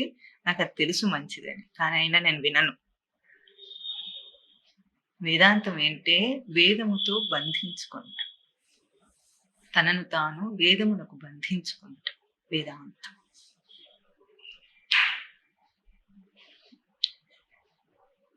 వేదములంటే లోకంలో ప్రసిద్ధార్థము అపౌరుషేయములని, అవి వెలువడిన సృష్టిలో అని వాటికవే, అవి మహాపురుషుల చేత తపస్సులో గ్రహింపబడినాయని ఆ తర్వాత వ్యక్తమై. ఇది వేదము. ఆ వేదంలో మొదటి భాగం అంతా కర్మకాండే అని, చివరి భాగం జ్ఞానకాండే అని. ఉపనిషత్తులన్నిటికీ కూడా వేదాంతం అని లోకంలో ప్రసిద్ధమైన అర్థం. ఉపనిషత్తుల బోధ వేదాంత బోధ, ఇది జ్ఞానకాండే అని. ఇట్లా విభాగం చేసుకొని, ఈ విభాగాలన్నీ లౌకిక ప్రసిద్ధార్థంలో చేసే విభాగాలన్నీ ఎట్లా ఉంటాయంటే మనిషి యాజ్ పర్ హిస్ కన్వీనియంట్ గా అన్నిటినీ విభాగం చేసేసుకుంటాడు అన్నమాట. తనకు కావాల్సినది చేసుకొని ఇది ఇట్లా అని చెప్పేసి దానికి అది దీనికి ఇది. కర్మ కర్మ, భక్తి భక్తి, జ్ఞానం జ్ఞానం. అట్లా విభాగం చేసేసుకుంటే మళ్ళీ అందులో కూడా మనకేమొస్తుంది, మన బుద్ధిని ప్రయోగించుకొని మనకి ఏది కావాలో అది తీసుకోవచ్చు అన్నట్లుగా ఇవి ప్రసిద్ధార్థపు నిర్వచనం. కానీ అది పదం అది అర్థం చెప్పటం లేదు. వేదాంతం అంటే వేదమునకు బంధించేది, బంధించుకొనుట, బంధించుకున్నవాడు వేదాంతి. ఈ వేదాంత మహావాక్యములని కొన్ని ఒక ప్రయోగం చేసింది. మహావాక్యాలంటే లోకంలో మహావాక్యాలు 4 ఉన్నాయి. ప్రసిద్ధ మహావాక్యాలు ఏమిటవి?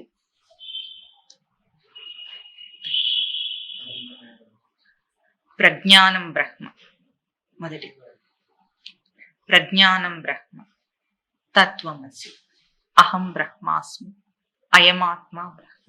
ఇవి 4 మహావాక్యాలు అంటారు. ఇక మిగతాది మన మఠంలో చదువుతున్న మహావాక్యాలన్నీ గురుదేవుడు మహావాక్యములుగా మనకు అందించినవి. మహావాక్యాలను కాదు అని అనటం లేదు. ఇవి ఉపనిషత్తుల సారంగా అందింపబడిన 4 మహావాక్యాలు. ప్రజ్ఞానం బ్రహ్మ,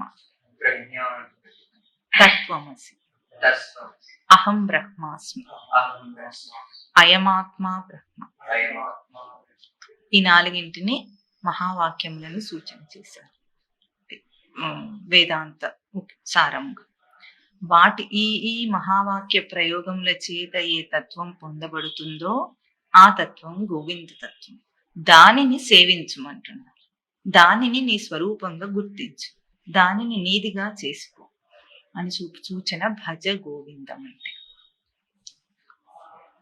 ఇక్కడ ఆ సూచనలో ముఖ్యంగా విద్యతే లభ్యతే, తెలియాలి, తెలియబడాలి, పొందబడాలి.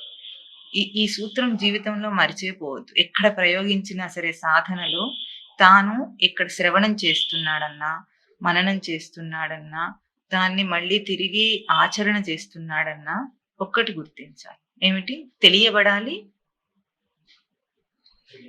పొందబడాలి. ఈ 2 ప్రయోగాలు ఆచరణలో అవుతున్నాయా, అది నీ సాధనకి పూర్ణత్వం. అది జరిగింది. ఒక అంశంలో నువ్వు ప్రయోగించిన ఏ అంశమైనా సరే అది తెలియబడాలి, పొందబడాలి. ఇప్పుడు గోవింద శబ్దంలో ఇది వేదాంత అర్థము. గో శబ్దమునకు అర్థం ఏమిటంటే వాక్కు అని ఒక అర్థం ఉంది, ఇంద్రియములని ఒక అర్థం కూడా ఉంది. వేదాంత మహావాక్యముల చేత అన్నప్పుడు వాక్కు అన్న అర్థం తీసుకొని వేదం అన్న అర్థం కూడా గో శబ్దమునకు చూపించారు కనుక అది తీసుకున్నాం. విద్లు లాభే ధాతువు చూపించారు. ఇది మననం చేయటానికి ముందు ఆ గో శబ్దమునకు చెప్పిన 4 అర్థములు మనం తీసుకోవచ్చు. ఏది తప్పు కాదు. గో శబ్దమునకు గోవు అని ఒక అర్థము, భూమి అని ఒక అర్థము, వేదములు అని ఒక అర్థం ఉంది. ఇవి ఏవి అర్థములు తీసుకున్నా కూడా వీటి యొక్క వ్యక్తీకరణ ద్వారా, ఆ పదముల ద్వారా ఏది పొందబడుతుందో తెలియబడుతుంది. అది గోవింద తత్వం. దాన్ని సేవించాలి. ఇది మనకిప్పుడు స్పష్టమైన ఒక అంశం.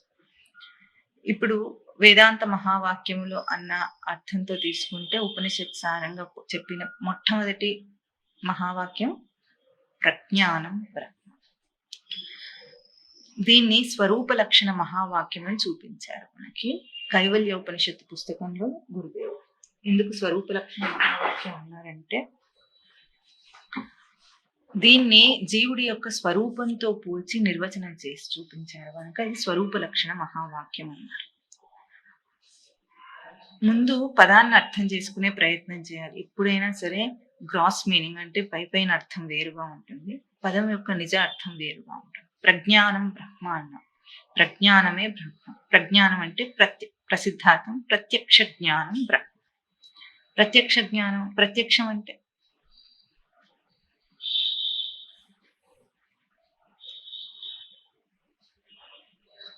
మీరు చూస్తున్నది ప్రత్యక్ష ప్రసారం.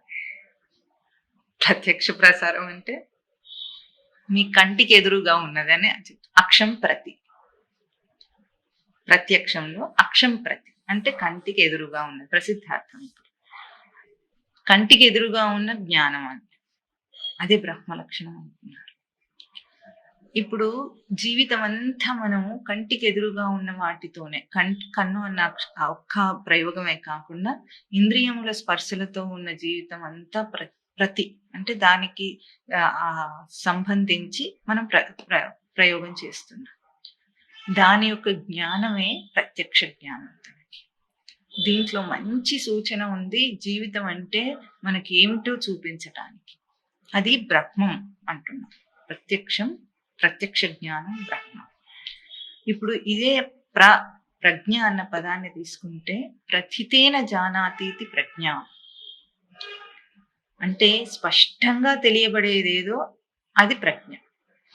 ప్రత్యక్షం అంటే కంటికి ఎదురుగా అన్నప్పుడు ఏమర్థం వస్తుందో, ప్రథితేన జానాతి అన్నప్పుడు ఎటువంటి అర్థం వస్తుందో, ఈ రెండు భేదాన్ని మనము మననం చేద్దాం. అది బ్రహ్మస్వరూపం. ఇది ఎందుకు ఆ బ్రహ్మస్వరూపం స్వరూప లక్షణం అంటే, జీవుడి అంశం ఏమిటి ఇక్కడ? ప్రజ్ఞ అన్నది జీవుడి అంశం, స్వరూప అంశం. జీవుడుగా చెప్పబడేవాడు, ఇక్కడ ప్రవర్తిస్తున్నవాడు, వాడు నిజానికి జీవుడు కాదు. వాడికి ఏమిటి? ఎరుక అన్న అంశము వాడి స్వరూప లక్షణం. ఆ ఎరుక అన్న స్వరూప లక్షణాన్ని ప్రజ్ఞ అన్న పదంలో చూపించారు కనుక, దానితో పోల్చి ఆ వాక్యం ఉంది కనుక ప్రజ్ఞానం బ్రహ్మ అనేది స్వరూప లక్షణ మహావాక్యం అన్నమాట. ఇప్పుడు మొదటి అర్థం తీసుకున్నప్పుడు ఎట్లాగో కంటికి ఎదురుగా ఉన్న దాని యొక్క ఎరుక బ్రహ్మస్వరూపం ఉందా. లోకంలో కంటికి ఎదురుగా ఉన్న దృశ్యములు అనేకములు ఉన్నాయి. నామ రూప క్రియా గుణములతో అన్నీ కనిపిస్తున్నాయి. విషయములు కూడా కనిపిస్తున్నాయి. గుణములు అన్నప్పుడు విషయములు, క్రియలు. ఇట్లా నామరూప క్రియా గుణములతో కనిపిస్తున్న అన్నిటితో తాను వ్యవహారం చేస్తున్నాడు. దీంట్లో బ్రహ్మలక్షణం ఏది మరి అంటే, ఇప్పుడు అది ఒక దృశ్యం కనిపిస్తుంది, ఒక పటం కనిపిస్తుంది. ఇక్కడ ఆ దృశ్యము నా కంటికి ఎదురుగా ఉంది.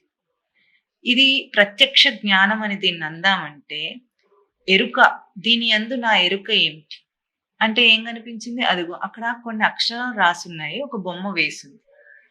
ఇది నా ఎరుకయా, లేదా దానిని నేను గ్రహించిన ఏ రూపం ఉందో అది నా ఎరుకయా?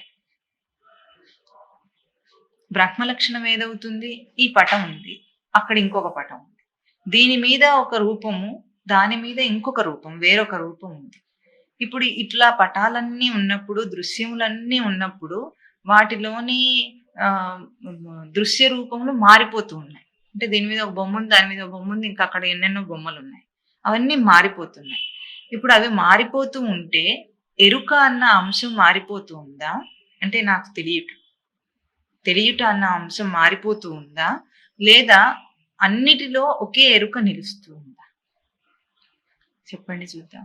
జీవితం అంతా ఎన్నో విషయాంశములలో మనం ప్రవర్తిస్తున్నాం కదా, వాటన్నిటిలో అవన్నీ మారిపోయేవన్నీ తన ఎరుక లక్షణములా, వాటి జ్ఞానం తన ఎరుక లక్షణమా, లేదా జ్ఞానమనే ఒక తన అంశము ఎరుక లక్షణం?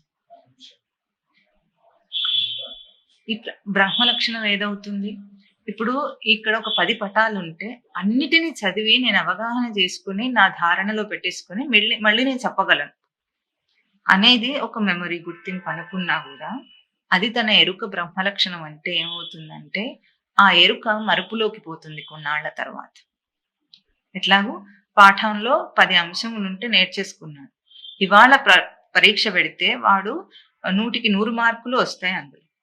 ఇది ఎరుక అంశం అని అనుకుంటే మనం కనుక, అదేమైంది, ఒక అదే తరగతిలో చదువుతూ ఉండగా, ఇప్పుడు క్వార్టర్లీ ఎగ్జామ్స్ లో ఉన్నప్పుడు ఆ లెసన్ బాగా చదివేసుకున్నాడు, ఆ పాఠం చదువుకున్నాడు, ఈరోజు 100 వస్తాయి దాంట్లో. చివరి దాకా వచ్చిన తర్వాత అన్నీ చదువుకున్నప్పుడు ఇది మర్చిపోయాడు, ఈ పాఠం మర్చిపోయాడు. చివరికి ఏ భాగం అంటే సెకండ్ హాఫ్ చదువుకుంటున్నప్పుడు ఇదేం గుర్తులేదు వాడికి. అదే సంవత్సరం అదే తరగతిలో ఉన్నాడు. ఇప్పుడు అదే గనక తన ఎరుక అయితే, తన ఎరుక ఫెయిల్, మళ్ళీ ఇప్పుడు పాస్ కాడు చదువుకోకుండా. అంటే మెమొరీ అనేది ఫెయిల్, మెమొరీ ఫెయిల్స్. అంటే ఈ ఎరుక తనకు ధ్యాస అనే, జ్ఞాపకం అనే ఆ పదం దాకానే చేరిన ఎరుక. ఇది ప్రత్యక్ష జ్ఞానం కాదు తనకి. మరి ఇందులో ప్రత్యక్ష జ్ఞానం ఏముంది? ప్రత్యక్ష జ్ఞానం బ్రహ్మ అంటుంది శృతి. శృతి వాక్యం. అది బ్రహ్మ అంటే తన ఎదుగుట. దీంట్లో తానేం ఎదగలేదు కదా. చదువుకున్నవన్నీ పోయినాయి. ఇప్పుడు ఈ 10 పటాలు చూపిస్తే పటాలన్నిటిలో అంతా నేర్చేసుకొని చెప్పిన ఆ విజ్ఞానం అంతా రేపైతే మరుపులోకి వెళ్ళిపోయింది. ఇప్పుడు ఈ మరుపులోకి వెళ్ళిపోతే మరి నా జ్ఞానం అంతా మరుపులోకి వెళ్ళిపోయినట్ట, ఆ బ్రహ్మలక్షణం మరుపులోకి పోయినట్ల. ఇది ప్రత్యక్ష జ్ఞానం కావటం లేదు తనకి. ఇప్పుడు మనము వాసనలు మనకు తెలుస్తాయి కదా. పెట్రోల్‌కి ఒక వాసన ఉంటుంది. మల్లెపూలకు ఒక వాసన ఉంటుంది. చేపలకు ఒక వాసన ఉంటుంది. పెయింట్ ఏస్తే ఒక వాసన ఉంటుంది. రకరకాల వాసనలున్నాయి. ఇవన్నీ మనం గుర్తిస్తున్నాం. ఈ వాసనలన్నీ మారిపోతూ ఉంటాయి. తనకు వాసనలు గుర్తించే ఒక జ్ఞానం మాత్రం ఉంటుంది. ఎన్ని వాసనలొచ్చినా ఆ జ్ఞానం ఒకటే గుర్తించగలదు. నాకిన్ని తెలుసని విర్రవీగి ఇదే జ్ఞానం అనుకుంటే, దీని చేత నేను వృద్ధి పొందిన వాడిని, నేను బ్రహ్మముని అనుకుంటే ఎట్లా ఉంటుంది? ఎప్పుడూ తెలియని ఒక కొత్త వాసనొచ్చిందనుకోండి. ఇదేం వాసన అని అడుగుతాడా? ఇన్ని తెలిసిన నేను వృద్ధి పొందిన వాడినని అనుకుంటే, ప్రత్యక్ష జ్ఞానం బ్రహ్మ అని మాట్లాడితే లౌకిక దృష్టిలో అది బ్రహ్మలక్షణం కావటం లేదు. ఎదగటం లేదు తాను.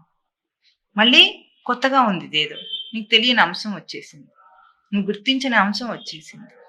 ఇప్పుడు చెప్పండి, మన జీవిత ప్రయోగంలో అన్ని చేసిన ప్రత్యక్ష జ్ఞానములలో ప్రజ్ఞానం అనిపించుకోగలిగిన జ్ఞానం ఏది?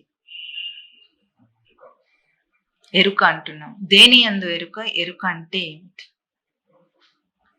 విద్యతే లభ్యతే. తెలియుట మొట్టమొదటి అంశం. తెలియుట అన్న అంశము మనం మోసపోయే అంశం ఏమిటంటే, అదిగో చూసి దాని నామరూపమును చూసి అదిగో అది కృష్ణుడి బొమ్మ అనేసాం. ఇది విశ్వరూపం అనేసాం. ఇవి ఎట్లా తెలుసు మనకి? Just because of memory. అది చెప్పబడింది అది కృష్ణుడని నీకు, అంతేనా? మొట్టమొదటిసారి నీకు తెలియనప్పుడు ఆ బొమ్మను చూపిస్తాను ఏమంటాడు? తెలియదు అది కృష్ణుడి బొమ్మ. నాకు తెలియదు కృష్ణుడు అంటే ఎవరో తెలియదు. పసిపిల్ల వాడిని చూపించి ఇది నేర్పబడింది. నేర్పిస్తే అది నీకు ఎరుక అనుకుంటున్నాము. ఇది చూపించి ఇది నేర్పబడింది. అది నేర్పిస్తే ఎరుక అనుకుంటున్నాము. కానీ దీనిలో అతి సూక్ష్మమైన అంశం ఏమిటంటే, ఇది ప్రత్యక్ష జ్ఞానం కాదు మనకి. అందుకే ప్రతిథేన జానాతి అన్న ఈ నిర్వచనం ఇంకా స్పష్టంగా ఉంటుంది. స్పష్టంగా తెలియబడేది. అది నాకు తెలియబడటం లేదు. అది నాకు నేర్పించబడింది, తెలియబడింది కాదు. తేడా ఉందా? నేర్పించబడిన దానికి తెలియబడిన దానికి తేడా ఉందా? నేర్పించబడట అంటే ఇది అంటే నువ్వు మెమొరీలో దాన్ని ఫీడ్ చేసుకున్నావు. కానీ తెలుసుకొనుట అన్న అంశం ఎప్పుడు వస్తుందంటే, నువ్వు నీ తెలివిని ప్రయోగం చేస్తే తెలియుట అన్న ప్రయోగం జరిగింది, ప్రక్రియ జరిగింది. ఇప్పుడు నేర్పించబడింది వేరు, తెలుసుకోబడుతుంది వేరు. అవునా? పాఠం నేర్పిస్తున్నాడు, వాడేం తెలుసుకుంటున్నాడు? ఉన్న సూత్రాన్ని ఉన్నట్లు వాడు నేర్చుకోవటం లేదు. వీడి తెలివిని ప్రయోగించి దాన్ని తెలుసుకుంటున్నాడు. ఏ తెలివిని ప్రయోగించి తెలుసుకుంటున్నానని నువ్వు అంటున్నావో అది జ్ఞానం, ఎరుక. దేని యొక్క ప్రయోగం జరుగుతుందో అది ఎరుకని నీ అంశం. అది నేర్పించబడింది వేరు, తెలియబడేది వేరు. లోకం అంతా ప్రయోగంలో ఇది ఉన్న అంశమే, మనకు తెలియంది ఏం కాదు. అన్ని ఇంద్రియముల ద్వారా మల్లెపువ్వు వాసన అంటే మనకి ఎట్లా తెలిసింది? మొట్టమొదటిసారి మల్లెపువ్వు వాసన అంటే అసలు పువ్వే తెలియదు, దాని వాసన ఎట్లా ఉంటుందో తెలియదు. ఏదో వాసన వస్తుంది అంటున్నాం, ఆ వస్తువు కనిపించకపోతే. అది తెలిసిన వాడేమంటాడు? మల్లెపూల వాసన ఇదివరకే తెలిసిన వాడు అది పువ్వు అట్లా ఉంటుంది, దాని వాసన ఇట్లా ఉంటుంది అని ఆల్రెడీ ట్రైన్ అయిన వాడు, నేర్పించబడిన వాడు ఏమంటాడు? దీన్ని మల్లెపూల వాసన అంటాడు. తెలియని వాడు ఏమంటాడు? వాడు వాసననే గుర్తిస్తున్నాడు కానీ వస్తు రూపాన్ని గుర్తించటం లేదు అక్కడ. అప్పుడు వాసననే గుర్తించేవాడు ఏం చూస్తున్నాడు? తనకు తెలుస్తుంది ఏదో వాసన వస్తుంది, తన ఆఘ్రాణమును గుర్తిస్తాడు. ఆ ఆఘ్రాణమును గుర్తించే శక్తి ఉన్న ఈ మనిషిని పసితనం నుండి మనం అన్ని నేర్పించి ఏం చేస్తామంటే, ఆఘ్రాణం మీద దృష్టి మరలించేసి ఇవన్నీ నేర్పించేస్తాం. వాడికి ఆఘ్రాణం మీద దృష్టి పెట్టడు, అయిపోయింది, టేమ్ అయిపోతున్నాడు. ఇక వాడు ఏం ఎదుగుతాడు? ఎదగడు. ఎట్లా కావాలో అట్లా తయారు చేయబడతాడు. ఎట్లాగో డమ్మీలా. గతానుగతికో లోక లోక పారమార్థిక అన్నట్లు లోకం ఎట్లా వెళుతుందో అట్లా తయారు చేయబడతాడు వాడు. వాడికి ఉన్న సెన్స్ ఆర్గన్స్ అంటే నేర్పిస్తారు ఏమిటో, కానీ సెన్స్ అంటే ఏమిటో నేర్పించరు. లిస్ట్ చేసి చదివి నేర్పిస్తున్నారు, these are the 5 sense organs అని. కానీ సెన్స్ అంటే ఏమిటో నేర్పించరు. ఎందుకు నేర్పించరు?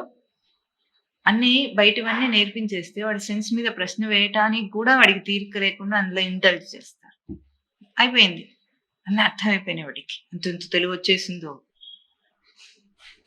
మా పిల్లాడు కలర్స్ అన్ని గుర్తిస్తున్నాడు. ఎల్కేజీ పిల్ల వాళ్ళ తల్లి చెప్తుంది, వీడికి అన్ని రంగులన్నీ గుర్తిస్తున్నాడు.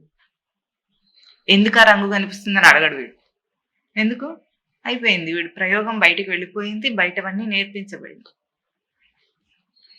ప్రజ్ఞానం కాలేదు, ఎదగలేదు వాడేమి. వాడి ఎదుగుదలంతా ఎట్లా ఉంటుంది? మరుపులోకి వెళ్ళే ఎదుగుదలగా అయింది. ఎంతో జ్ఞానం సంపాదించి ఎంఏ పిహెచ్డి చేసి రీసెర్చ్ చేసి అదంతా మరుపులోకి పంపించే ప్రయత్నం చేస్తుంటాడు. ఇప్పుడు ప్రజ్ఞానం కాలేదు, బ్రహ్మ లక్షణం కాలేదు. అందుకే కైవల్యోపనిషత్తులో మనకు 4 మంత్రములు చూపించి వాటి 4ంటిని కూడా 4 మహావాక్యములతో తత్వ సమన్వయం చేసి వివరంగా చూపించారు మఠంలో గురుదేవుడు. ఇదేమిటి? ప్రజ్ఞానం బ్రహ్మ అన్న మహావాక్యం, స్వరూప లక్షణ మహావాక్యమునకు ఒక 16వ మంత్రం చూపించేమన్నారు? జాగృత్ స్వప్న సుషుప్త్యాది ప్రపంచం యత్ ప్రకాశతే తద్ బ్రహ్మ అహమితి జ్ఞాత్వా సర్వబంధైః ప్రముచ్యతే. ఇది ప్రజ్ఞానం బ్రహ్మ అనే మహావాక్యమునకు సమన్వయ మంత్రం. జాగృత్ స్వప్న సుషుప్త్యాది ప్రపంచం యత్ ప్రకాశతే. మనకు ఇందులో చక్కని సూచన ఏమిటి? 3 అవస్థలను చూపించేసింది. అంటే జీవుడు ప్రవర్తించే కాలంలో 24 గంటల కాలంలో 3 అవస్థలు ఉన్నాయి వాడికి. ఆ 3 అవస్థలను చూపించింది. ఏమిటవి? జాగ్రత్త, స్వప్నం, సుషుప్తి. ఈ 3 అవస్థలు చూపించి ఈ కాల భేదంను చూపించింది. జాగ్రత్త అవస్థ, స్వప్నావస్థ, ఈ సుషుప్తి అవస్థలో ఉన్న ప్రపంచం యత్ ప్రకాశితే, దేనిని ప్రకాశింపజేస్తుందో తత్ బ్రహ్మ, ఆ బ్రహ్మము అహమితి జ్ఞాత్వ, అది నేను అని తెలుసుకొని సర్వబంధైః ప్రముచ్యతే, అన్ని బంధముల నుండి విడువడతాను. ఇప్పుడు దాకా మనం మననం చేసినట్లు ప్రత్యక్షం బ్రహ్మ అంటే అక్కడిక్కడ ఏదేదో కనిపిస్తోంది. ఇవన్నీ నేర్చేసుకున్నాం. అట్లాగే జాగృత స్వప్న సుషుప్తి 3 అవస్థలలో జీవించడం మనకు అలవాటైపోయింది. అంటే మెలకువ స్థితి, కలగనే స్థితి, గాఢ నిద్ర స్థితి. ఈ 3 స్థితులను మనం అనుభవిస్తున్నాం. వీటికంటే వేరుగా మనకి ఇంకోటి ప్రకాశింపజేస్తుందని కానీ ఏది తెలియటం లేదు. తెలుస్తుందా? లేదు. వీఆర్ ఇండల్జ్డ్, అంటే వీటిలో వ్యస్తం అయిపోయి ఉన్నాం. బిజీగా ఈ 3 ఉన్నాం. ఈ 3 వీటి యొక్క ప్రపంచమును యత్ ప్రకాశితే. ఇప్పుడు ఇవన్నీ ఒకదాన్ని ప్రకాశింపజేస్తున్నాయా? ఇవి ఒకదాని చేత ప్రకాశింపబడుతున్నాయా? ఒక్క విషయం ఆలోచించండి. జాగ్రత్త అవస్థ అనే ఒక మాట అంటాం. తర్వాత పడుకున్నప్పుడు స్వప్నం వస్తుంది, కలగంటున్నాం. జాగ్రత్త అవస్థ స్వప్నావస్థకు మారిన స్థితి మనకేం తెలియదు, మారుతుంది. తెలుస్తుందా? పడుకొని గురువు పెట్టడం, కలగనటం అంతే. ఆ తర్వాత ఆ కళ కూడా అంతమైపోయి అక్కడికి ఆగిపోయి మనం గాఢ నిద్రలోకి వెళ్ళిపోతున్నాం. వెంటనే మళ్ళీ లేస్తున్నాం, ఒక సుషుప్తిని అనుభవించి మళ్ళీ లేస్తున్నాం. ఇప్పుడు ఇవన్నీ మారుతూ ఉండగా ఇప్పుడు ఏదో ఇక్కడ పదం చూపించి మనకు జాగ్రత్త స్వప్న సుషుప్తి అవస్థలు అంటే మెలకువ స్థితి ఒకటి, కలగనే స్థితి. మనం విభాగము ఇక్కడ చూపించి పదముల చేత చేసుకుంటున్నదే గాని జీవితంలో 3 స్థితులు అనుభవిస్తున్న కాలం తనకి తెలియటం లేదు. అట్లా అన్నిట్లోకి జారి ప్రవర్తించేస్తున్నాడు, వస్తున్నాయి పోతున్నాయి. ఇప్పుడు వాటన్నిటినీ ప్రకాశింపచేసేది ఏది?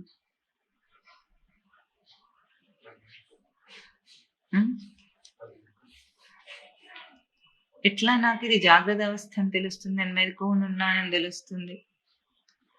ఒక మనిషి మెలకువని ఉన్నాడంటే మనకు ఎట్లా అర్థమవుతుంది? పిలిస్తే పలకాలి, అప్పుడు వాడు మేలుకున్నావు. పలకలేదంటే ఏమిరా నిద్రపోతున్నావా అంతేనా? నిద్రపోతున్న అవస్థలో స్వప్న సుషుప్తి అవస్థలు. అది ఎవరికి బయట వాళ్ళకి కనిపించేది కాదు. వీడికే తెలుస్తుంది లోపల. స్వప్నం వచ్చింది, ఒక కలగన్నాడు. ఆ తర్వాత అసలేం తెలియకుండా బాగా నిద్రపోయాను అన్నాడు. ఈ 3 అవస్థలను కూడా తాను చెప్పగలుగుతున్నాడన్న సత్యము తను విస్మరిస్తుంది. ఎట్లాగైతే ఒకటి నేర్పించబడింది, ఆ నేర్పించబడినలో దానిలో నా తెలివి ప్రయోగమై నేను తెలుసుకున్నాను. నేర్పించుట వేరు, తెలుసుకునుట వేరు. ఎదెట్లాగో తెలివి అన్న తన అంశంని చెప్పగలుగుతున్నాడు. నేను మెలకువతో ఉన్నాను, నేను కలగన్నాను, నేను గాఢ నిద్రను అనుభవించాను. నువ్వు చెప్తున్నావు దాన్ని. ఈ సత్యాన్ని ఎట్లా విస్మరిస్తావు నువ్వు? నేనేం పడుకోలేదు, నేను మెలుకునే ఉన్నాను, చెప్పు ఏదో అని అంటున్నావా? ఏంటో చెప్పు అంటున్నావు. నేను వ్యవహారం చేసే స్థితిలోనే ఉన్నాను, మెలకువతోనే ఉన్నాను అంటున్నావా? అంటున్నావు. నాకు ఇంకా మత్తు వదలలేదు, అంత మగతగా ఉంది అంటున్నావా? నువ్వే అంటున్నావు. కలగనే స్థితి నీకే తెలుస్తోంది. సుషుప్తి, సుషుప్తిలో ఏం తెలియకుండా పడుకున్నాను అన్నవాడు లేచి ఎట్లా చెప్తున్నాడు పడుకున్నానని? ఏం తెలియలేదన్నావు కదా. ఏ సాక్షి స్వరూపం ఉంది అక్కడ? తత్ బ్రహ్మ అహం. ఆ బ్రహ్మము నేను. ఆ బ్రహ్మమే ప్రజ్ఞానం బ్రహ్మ అని చెప్పబడిన బ్రహ్మస్వరూపం. ఏ బ్రహ్మ లక్షణము నీకు ఎరుక అన్న ప్రయోగంలో నీ ఏ అంశంగా ఉన్నదో అది బ్రహ్మస్వరూపం. ఆ బ్రహ్మస్వరూపం తనకు సచ్చిదానంద లక్షణములే తన బ్రహ్మస్వరూపం. ఆ ప్రకాశంలోనే ప్రథితేన జానాతి. అదే ప్రథితం అంటే స్పష్టంగా తెలియబడేది అదొక్కటే నీకు. మిగతా అన్ని నేర్పిస్తే తెలియబడతాయి. నేను అన్న స్ఫురణ నేర్పించేది కాదది. ఎవరు నేర్పించి నేనున్నానని నీ చేత అనిపించటం లేదు. నీకు లోపల అహం అహం అహం అని స్ఫురిస్తున్న స్ఫురణ ఎవరో దూర్చితే వచ్చేది కాదది. ఎట్లా ఉంది? స్వతసిద్ధమైన లక్షణం. ఇప్పుడు తాను గుర్తించవలసింది ఏమిటంటే గోవిందుణ్ణి భజించమంటుంది. ప్రజ్ఞానం బ్రహ్మ అనే మహాలక్షణ వాక్యం ఇక్కడ జాగృత్ స్వప్న సుషుప్త్యాది ప్రపంచం యత్ ప్రకాశతే తద్బ్రహ్మ అహమితి జ్ఞాత్వా సర్వబంధై ప్రముచ్యతే అన్న ఈ శ్లోకము గోవిందుణ్ణి భజించే ఒక తత్వాన్ని చెప్తుంది. అప్పుడే గోవిందుణ్ణి సేవించిన వాడట, లేకపోతే కాదు. ఏమిటి? నేర్చుకుంటున్నాను. నేర్చుకున్నావా? అయ్యో అనాలి మనం. ఇంత చదివావా? అయ్యో అనాలి. ఎందుకు? అది బయట నుండి వచ్చిందంట, పోగు చేసుకుంది. మూఢమతి అనాలి వాడిని. లోకంలో చాలా తెలుసండి. మా అబ్బాయికి ఎన్నో తెలుసు. వాడికి ఒక సెల్ ఫోన్ ఇస్తే టకటక అన్ని చేయగలడు. ఓ అయ్యో, జాలి పడాలి. ఎందుకు? ఎంతెంతగా బయట నీకు అన్నీ తెలుస్తూ ఉన్నాయో అంతంతగా నీ దృష్టి ఏమైపోయింది? నేర్చుకొని నేర్చుకొని నేర్చుకుని తెలుస్తుంది అన్నదే మర్చిపోయాడు. తెలివినే మర్చిపోయాడు. ప్రయోగం చేసింది అదే. నేర్చుకునేటప్పుడు అదే ప్రయోగం చేస్తాడు, కానీ మర్చిపోయాడు. తెలివిని మర్చిపోయి నేర్చుకున్నాడు అన్నిటిని. అట్లాగే జాగ్రత్త స్వప్న సుషుప్తి అవస్థలను చెబుతూ ఆ చెప్పేవాడినే మర్చిపోయాడు. అన్ని నేనే చెప్తాను, అన్ని నాకే తెలుసు. నాకు వచ్చిన కళ ఎవరికి తెలుస్తుందండి? ఎవరికి తెలుసు? నీకు తెలుస్తుందా? పక్కనే పడుకుంది మా ఆవిడ అంటాడు. మీ ఆవిడకి నీ కళ తెలుస్తుందా? తెలుస్తుందా? పిల్లలకి ఏమైనా ఫస్ట్ పిల్లలకి తల్లికి అన్ని తెలుస్తాయి. ఇండక్షన్ పెట్టాలి. వాడికి కడుపు నొప్పి వస్తే ఎట్లా మూలుగుతాడో చంటి పిల్లవాడు, లేదా ఆకలేస్తే ఎట్లా ఏడుస్తాడో, చీమ కుట్టినప్పుడు ఎట్లా ఏడుస్తాడో, లేదా ఆడుకుంటుంటే అమ్మ ఎత్తుకోకపోతే కూడా ఏడుస్తాడు వాడు. అది ఎట్లా ఏడుస్తుంది? వాడు ఏడుపులన్నిటినీ ఆ భేదము ఆ ఏడుపులో అంతగా అందరేం గుర్తించకపోయినా తల్లి మాత్రం గుర్తిస్తుంది. గుర్తించి వాడికి కావాల్సింది చేయగలుగుతుంది. అయినా వాడికి వచ్చే కళ మాత్రం వీడికి తెలియదు. తెలుస్తుందా? దానికి సాక్షి ఎవరు? వాడే. నిద్రలో ఉలిక్కిపడి ఏడిస్తే ఏం చెప్తుంది? కాస్త విభూతి నుదుటను రాసి భగవన్నామని చెప్పగలదు, అంతే. మంచినీళ్ళు తాగించగలదు, అంతే చేయగలదు. కానీ వాడు ఏం కలగన్నాడో చెప్పలేని స్థితిలో దానికి తెలుస్తుందా? తెలియటం లేదు. ఏవేవి లోకంలో ఏం జరుగుతున్నా వాటికి కేవల సాక్షి స్వరూపం నేనే. నాకు తెలుస్తుంది. అది బ్రహ్మస్వరూపం. అది స్వతసిద్ధ లక్షణం అది. ఇది తెలియుట. మరి పొందుట ఎట్లా? విద్యతే లభ్యతే, అప్పుడు గోవిందత. అది తెలిస్తే తర్వాత సేవ. ఇప్పుడు ఇప్పుడు తెలియుట అన్న అంశం యందు గుర్తించి ప్రవర్తిస్తున్న ఒక సాధకుడికి పొందబడేది ఎట్లా? ప్రత్యక్ష జ్ఞానం పొందబడేది ఎట్లా?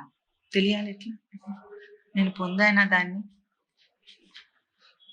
ఆకలి తింటున్నప్పుడు ఆకలిగా ఉంది. అన్నం పొందబడింది ఎప్పుడవుతుంది? భౌతికంగా ఆకలి తీరితే పొందబడింది. ఆకలి తీరితే పొందబడింది. దేహానికి సమన్వయమై హితవుగా ఉంటే పొందబడింది. ఆ దేహం ఆ తిన్న ఆహారం శక్తినిస్తే, బాగా అరిగి శక్తినిస్తే పొందబడింది. ఇది భౌతిక ఉపమానం. మరి తెలియుట అన్న అంశము, ఇప్పుడు ఈ తత్వము తెలియుట అన్న అంశం దాకా వచ్చింది. పొందబడింది ఎట్లా అయింది? ఎట్లా చెప్తాం? దానికి ప్రమాణం ఏమిటి?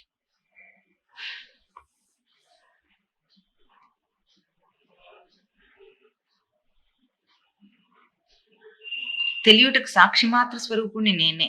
నా జాగ్రత్త అవస్థకు సాక్షిని నేనే, స్వప్నావస్థకు సాక్షిని నేనే, సుషుప్తి అవస్థకు సాక్షిని నేనే, నేర్చుకున్నాను అన్నప్పుడు నా గ్రహింపుకు అది వచ్చిన దానికి సాక్షిని నేనే. ఎట్లా తెలియబడిందో నా తెలివిలో, మాస్టర్కి ఏమైనా అర్థమైందా? వీడు ఎట్లా అర్థం చేసుకుంటున్నాడో లేదు. వాడి తేజస్సును చూసి ఆ అంశం మీద వాడు దృష్టి పెడుతున్నాడంత వరకు చెప్పగలం. కానీ వాడెట్లా గ్రహించాడు, ఏ దృష్టిలో గ్రహించాడు ఎవరికి తెలియదు.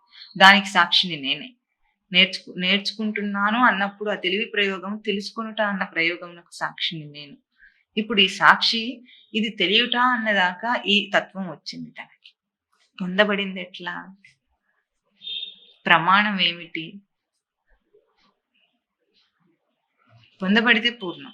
ఏదైనా తిన్నది దాకా డైజెస్టివ్ సిస్టంలోకి అయితే పంపించాం.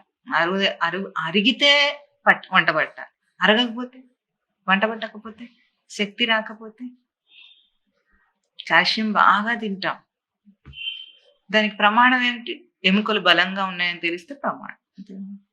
టెస్ట్ అంటే ఇప్పుడు చేసుకుంటున్నారు, లేకపోతే ప్రమాణం ఏమిటి? లేదు కదా. ఇప్పుడు అట్లాగే తెలియబడిన గోవింద తత్వం ఇప్పుడు తనకేమర్థమైంది? తన సచ్చిదానంద స్వరూపమే తనకు బ్రహ్మ లక్షణం. దాని ప్రయోగమే తెలియుట అన్న ప్రక్రియ. దీని చేత నేను అన్ని దృశ్య స్వరూపాలను తెలుసుకుంటున్నాను. ఇప్పుడు ఇది నా చేత పొందబడిందన్న దానికి ఏమిటి ప్రమాణం అని ఎట్లా తెలుసుకోవాలి సాధన?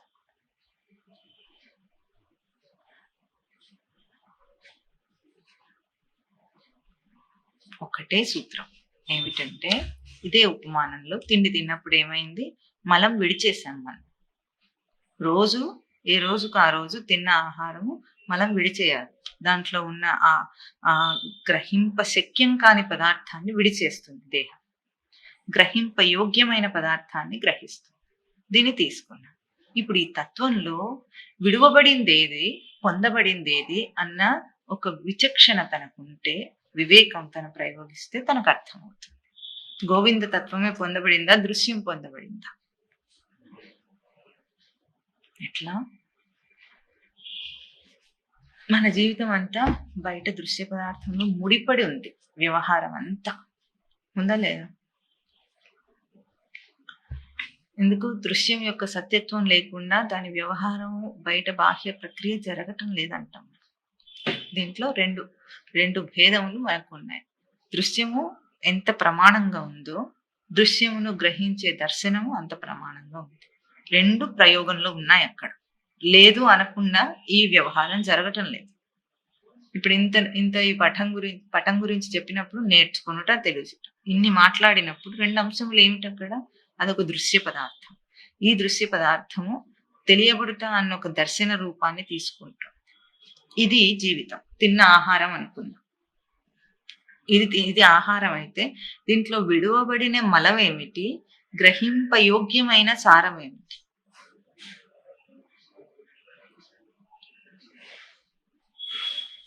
ఏం విడిచేసాము? అన్నిటిని మరుపులోకి పంపించి మనం తీసుకున్నది ఏమిటంటే ఒకటే, మన దర్శన రూపాన్ని మాటి మాటికి ప్రయోగించటం అనే ఒక తేజస్సును తీసుకున్నాం.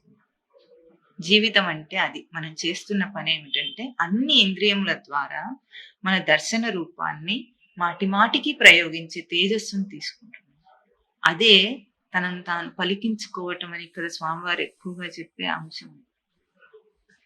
తనను తాను పలికించుకోవటం అంటే తన దర్శన రూపాన్ని ప్రయోగంలోకి తీసుకురావటం. ఇప్పుడు ఈ నేర్చుకునటం తెలియట అన్న ప్రక్రియలో ఏం జరిగింది? తన దర్శన రూపం ప్రయోగంలోకి వచ్చింది. వచ్చి దర్శన రూపాన్ని మాత్రం తీసుకొని దృశ్య రూపాన్ని రిజెక్ట్ చేసింది. అన్ని ఇంద్రియములు, కేవలం కన్ను అనుకోవద్దు. దర్శనము దృశ్యం అంటే కేవలం కంటితో కాదు, అన్ని ఇంద్రియ గ్రహింపులు దృశ్యములే. తన దర్శన రూపం అన్ని ఇంద్రియ స్థానముల్లో దర్శనమే. అన్నిటిలో అది రిజెక్ట్ అయింది, తీసుకోబడింది, గ్రహింపబడింది ఏమిటి? సారమే గ్రహింపబడింది. ఇప్పుడు గోవిందుడిని భజించటం అంటే ఏం జరిగింది? అవేవి నేను తీసుకోలేను, నా తేజస్సునే నేను ప్రయోగించి నా తేజస్సును దర్శనం చేశాను అన్నది ఒక్కటే గోవిందతత్వం. నేను సేవించగలిగింది అది. అందుకే ఎంత జీవిత కాలంలో ఎన్నో నేర్చుకున్నవాడు కూడా చివరికి వచ్చేసరికి అన్ని ఎట్లా ఉంటాయి? వృద్ధాప్యంలో ఏమొస్తుందండి? మతిమరుపు వస్తుంది. ఎందుకు వస్తుంది? ఎంత కష్టపడి నేర్చుకున్నాం అన్నీ మర్చిపోతే ఎట్లా? ప్రొఫెసర్, సైంటిస్ట్ అయ్యి అన్నీ మర్చిపోయాడు. ఇప్పుడు వాడు ఎదిగాడా ఎదగలేదా? ఏమంటా? అన్నీ మర్చిపోయిన తర్వాత కృషి అంతా ఏమైంది? నిర్విరామ కృషి ఏమైంది? దర్శన రూపాన్ని గుర్తించే తేజస్సుని విడిచిపెట్టాడు, పోగు చేసుకొని నేర్చుకోబడిన అన్నిటినీ విడిచిపెట్టేశాడు. ఇప్పుడు వాడి దగ్గర ఏముంది? ఖాళీ. అది లేదు, ఇది లేదు. అథవా మతిమరుపు రాకుండానే దేహం విడిచాడు అనుకుందాం. అప్పుడైనా ఈ దేహం విడవగానే ఏమవుతుంది? ఆ జీవుడికి ఈ దేహంతో ఉన్నప్పుడు తెలిసిన విషయ పరిజ్ఞానం అంతా పోతుంది. ఇంకో దేహం తెచ్చుకుంటే మళ్ళీ రీస్టార్ట్. అంతేనా? ఇప్పుడు తను ఎదిగాడు, బ్రహ్మమును అంటే గోవిందుణ్ణి భజించాడు, సేవించాడు అనటానికి నిదర్శనం ఏమిటంటే తన ప్రయోగం తన దగ్గర ఉంది, తన తేజస్సు తన దగ్గర, గోవింద అంశం తన దగ్గర. అది లభ్యతే. నేను పొందింది ఏమిటి? అది చెప్తుంది తనకు ప్రజ్ఞానం అన్న పదం. ప్రతితేన జానాతి. అక్షం ప్రతి అంటే ఇక్కడ కనిపిస్తుంది, చెవికి వినిపిస్తుంది, స్పర్శకు తెలుస్తుంది, ఇది కాదు. జానాతి అన్న అంశం. జానాతి అంటే తెలుసుకుంటున్నాను. చెప్పండి, ఇప్పుడు గోవిందుణ్ణి భజించావా? ఒక్కసారైనా భజించావా? జీవితంలో ఒక్కసారైనా గోవిందుణ్ణి భజించావా? తెలిసిందా? ప్రయోగం తెలిసిందా? కనీసం తెలిసిన దాన్ని పొందావా? అన్నం తింటున్నాను, మలమూత్ర విసర్జన చేస్తున్నప్పుడు కూడా ఒక్కసారి ఆలోచించి, ఇక్కడ నేను ఏం గోవిందుణ్ణి ఎట్లా భజించాలి? మలమూత్ర విసర్జన తనంతట తాను చేస్తాడా? దేహము ఫోర్స్ చేస్తుందా అంటే ఇన్వాలంటరీ యాక్షన్ అనే చెప్తాడు సైంటిస్ట్ అయితే. ఇన్వాలంటరీ యాక్షన్ అయినప్పటికీ తనకి మలం విడవాలనుకోండి, సూచన తెలుస్తుంది కదా, తెలిస్తే అప్పుడు వెళుతున్నాడు. వెళ్ళి తన ప్రయత్నపూర్వకంగా మలాన్ని విడుస్తున్నప్పుడు ఒక పుష్ ఉంది అంత భౌతికంగానే ఉపమానం. పుష్ ఉన్నప్పుడు ఏం చేస్తున్నాడు? తెలిసి ప్రయత్నపూర్వకంగా దాన్ని విడిచేస్తున్నాడు. అయితే ఇప్పుడు నీకు దాంట్లో నీ ప్రయోగం అర్థమైందా కనీసం?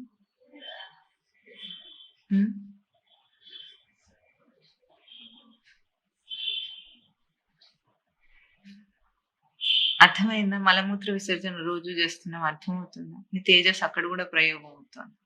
అంత నీచం అనిపించే నీకు, నీ దృష్టికి అక్కడ కూడా తేజస్సు ప్రయోగం అవుతుంది. నేర్పిస్తారు చిన్నప్పుడు. అంటే ఇప్పుడు వాడికి ఉచ్చపోసుకోవాలని నేర్పించాలన్నా దానికి ఒక ట్రైనింగ్. ఇప్పుడు అమెరికాలో అయితే బయటికి పంపించి ట్రైనింగ్ ఇస్తారు. ఇక్కడ ఇంట్లో ఏం చేస్తారు? అమ్మలే నేర్పిస్తారు. వాడికి ఆ ఫీలింగ్ తెలిసినప్పుడు విడిచేయి. ఇది నేర్పించబడింది. ఈ నేర్పిస్తుంటే వాడు లోపల ఒకటి తెలుసుకుంటున్నాడు. నువ్వేమో నేర్పిస్తున్నావు బయట నుండి. వాడు ఒకటి తెలుసుకుంటున్నాడు. ఏం తెలుసుకున్నాడు? నాకిప్పుడు రావట్లేదు అని వస్తుందని వాడికి అర్థమైంది. వచ్చినప్పుడు విడిచేయాలని తెలిసింది. ఆ విడవటంలో తన ప్రయోగం తెలిసింది తనకి. ఆ ప్రయోగం యొక్క తేజస్సు ఏమిటి? ఎట్లా తెలుస్తుంది వాడికి? స్త్రీలకు ప్రసూతప్పుడు నువ్వు నువ్వు ఫోర్స్ చేయమని చెప్తారు. బిడ్డను కనటానికి ఆ తల కిందికి తిరిగి బయటికి రావాలంటే ప్రయత్నం చేయి అంటుంటారు. ఆవిడెప్పుడు కనకపోతే మొదటి ప్రసూతిలో ఎట్లా అర్థమవుతుంది ఏం ప్రయోగం చేయాలి? ఆయన చేస్తుంది. కంటున్నారు, బిడ్డల్ని కంటున్నారు. పశుపక్షాదులు కూడా కంటున్నాయి. లోపలికి ఆహారం పెట్టాలన్నా, మలం బయటికి విడవాలన్నా, శ్వాస పీల్చుకోవాలన్నా, శ్వాస బయటికి విడవాలన్నా, ఒక చిన్న కదలికలో అయినా సరే నీ తేజస్సు ప్రయోగం అవుతుంది. దాన్ని సేవించు. సేవించటం అంటే ఎట్లా మననం చేసాం? సేవ శబ్దానికి ఒకటే అర్థం ఏమిటి? నేను అన్న అంశమును పరిగణలోకి తీసుకుంటా. నేను చేస్తే శ్వాస లోపలికి పీల్చబడుతుంది, బయటికి విడవబడుతుంది. నేను అన్న అంశం ఉంటే ఆహారం లోపలికి తీసుకోబడుతుంది, మలం విడవబడుతుంది. నేను అన్న అంశం లేకుండా నీ దైహిక ప్రక్రియ జరగదు, నీ వ్యావహారిక విషయాత్మక ప్రక్రియలు జరగవు. కానీ దాన్ని విడిచేస్తే నువ్వు గోవిందుని భజించిన వాడివి కావు. ఎట్లాగైతే పొట్టకూటి విద్యల కోసం సంస్కృత వ్యాకరణంతో సహా పొట్టకూటి విద్యను చేసి నేర్చుకొని పండితుడవుతున్నాడు, భాషా పాండిత్యమును సాధిస్తున్నాడు, లోకంలో అన్నీ సాధిస్తున్నాను అనుకుంటున్నాడు. వాడు గోవిందుని భజించటం లేదంటే అది అర్థం ఏమిటంటే నీ ప్రతి ప్రయోగంలో నువ్వు అదే చేస్తున్నావు, కానీ నువ్వు అదే సేవించటం లేదు. ఇప్పుడు గోవిందుడు ఎక్కడున్నాడు? వైకుంఠంలో ఉన్నాడా? గుళ్ళో ఉన్నాడా? నీ లోపల ఉన్నాడా? నీ ప్రయోగంలో ఉన్నాడా? నీ ప్రయోగమే అయి ఉన్నాడా? నువ్వే అయి ఉన్నాడా? పొందబడిన అంశం అని తనకి ఎట్లా తెలుస్తుందంటే ఈ రోజు ఒక దాంట్లో ప్రయోగం చేశాం, మరి తన తేజస్సు ఈరోజు ఇంత వివరంగా బోధ విన్న తర్వాత ఒక విషయంలో ఒక ప్రయోగంలో దాన్ని గుర్తించే ప్రయత్నం చేసిన తర్వాత ఏమైంది? నాకు తెలుస్తోంది, ఈ రోజే అన్నం తింటుంటే నాకు తెలుస్తోంది, మలం విడుస్తుంటే నాకు అర్థమైంది అన్నాడు అనుకున్నాం. పొందబడిన అంశం ఎట్లా అవుతుందంటే ఇంకొక ప్రయోగంలో ఏర్పాటుగా ఉన్నట్లుగా తేజస్సు నీకు రెడీగా ఉన్నట్లుగా, నీకు సర్వ్ చేయబడినట్లుగా నువ్వు మళ్ళీ ప్రయోగించుకుంటున్నావు. అవునా? గుర్తింపు లేకుండా చేస్తే పొందబడని అంశం అవుతుంది. నేను నా ప్రయోగమును నేను చేస్తున్నానని వాలంటీర్గా అని నువ్వేదంటున్నావు, అది చేస్తే పొందబడింది అవుతుంది, సేవించబడింది అయింది. దీన్ని సేవించు. ఇది గోవిందుణ్ణి భజించటం. ఇంద్రియముల తేజస్సు దేన్ని పొందుతుందో, దేన్ని తెలుసుకుంటుందో, దేన్ని ప్రయోగిస్తుందో దాన్ని తెలుసుకుంటే పొందబడింది అయితే ఆ తర్వాత అది బయటికి వచ్చిన రూపంలో నీకు ఎట్లా కనిపిస్తుంది? పొందబడిన దానిగా కనిపిస్తుందా, మరుపులోకి పోయేదానిగా కనిపిస్తుందా? నీ వ్యవహారం అంతా మరుపులోకి పోతుంది. గొప్పగా నువ్వు ఎన్ని చేసినా అన్ని మరుపులోకి వెళ్ళిపోతాయి. పోతాయా? ఆ క్షణానికి ఎంత సత్యమైనా ఎంత ప్రాముఖ్యమైనదైనా సరే అది మరుపులోకి వెళ్ళిపోతుంది. దానికి ఏం ఇంపార్టెన్స్ లేదు, రేపు నీకే లేదు. నువ్వే ఈరోజు ఎవరో కాదు, నువ్వే ఈరోజు దాన్ని చాలా ముఖ్యం అనుకొని చేసింది ఏదైనా సరే నీ దృష్టిలోనే ఆ తర్వాత ఏమవుతుంది? ఏమైంది? పోయింది. ఆ రోజు ఏదో అది ముఖ్యం అనుకొని చేశాను, తర్వాత ఏమైంది? పోయింది. ఎక్కడికి పోయింది? ఏదో జరిగిపోయింది అనుకొని ఏముందంటే చేతిలో తీసుకుపోయేది రోజు ఖాళీ చేతులు. రాంగ్. ఖాళీ చేతులతో వెళ్ళకూడదు. వచ్చేది ఖాళీ చేతులతోనే, వెళ్ళేది ఖాళీ చేతులతోనే అంటే నువ్వు విషయ దృష్టిలో ప్రవర్తిస్తున్నావు అన్నమాట. నువ్వేం తీసుకెళ్తున్నావు? నీ ప్రయోగ అంశమును ఎట్లా ప్రయోగించి దాన్ని పొందావో అది తీసుకుంటున్నా. సచ్చిదానంద స్వరూపము తనదై ఉండగా తాను ప్రయోగించి దాన్ని మళ్ళీ తన గుర్తింపులో పొందుట అనే గొప్ప తేజస్సుని దేహధారిగా వచ్చిన జీవుడు ఒక్క మనిషి మాత్రమే తీసుకోగలుగుతాడు. ప్రయోగం చేయని ప్రాణి లేదు, కానీ గుర్తించగలిగిన వాడు, గ్రహించగలిగిన వాడు మనిషి మాత్రం. సేవ చేయటం అనేది తనకు మాత్రమే తెలిసింది. లోకంలో చేసే పనుల్లో సేవ అనేది అర్థం కావటం లేదు. భార్య ఎంతో వినయంగా ఒకప్పుడు పతివ్రతగా భర్తకు సేవ చేస్తుంది. ఎందుకు? పతియే ప్రత్యక్ష దైవం అనుకొని దైవం కంటే ఎక్కువగా పతిని సేవిస్తుంది. ఆ సేవించటంలో చివరికి ఏమైంది? తర్వాత భర్త చనిపోయినా తాను చనిపోయినా ఆ సేవించే అన్న ఆ అంశము అబ్రప్ట్ గా అక్కడ క్లోజ్ అవుతుంది. అంతే కదా. ఆయన చనిపోయాడు, అయితే సేవ లేదా తనకి? తనే పోయింది ఆయన విడిచేసి. ఇక ఆ ప్రయోగం అక్కడ అర్థాంతరంగా ఆగిపోయింది. ఇది లౌకిక దృష్టి. కానీ అక్కడ తాను అభ్యాసం చేసింది ఏమిటి? ఆయనకు భయపడి కాదు, తాను భక్తితో ఒదిగి ఉండటాన్ని అభ్యాసం చేస్తుంది.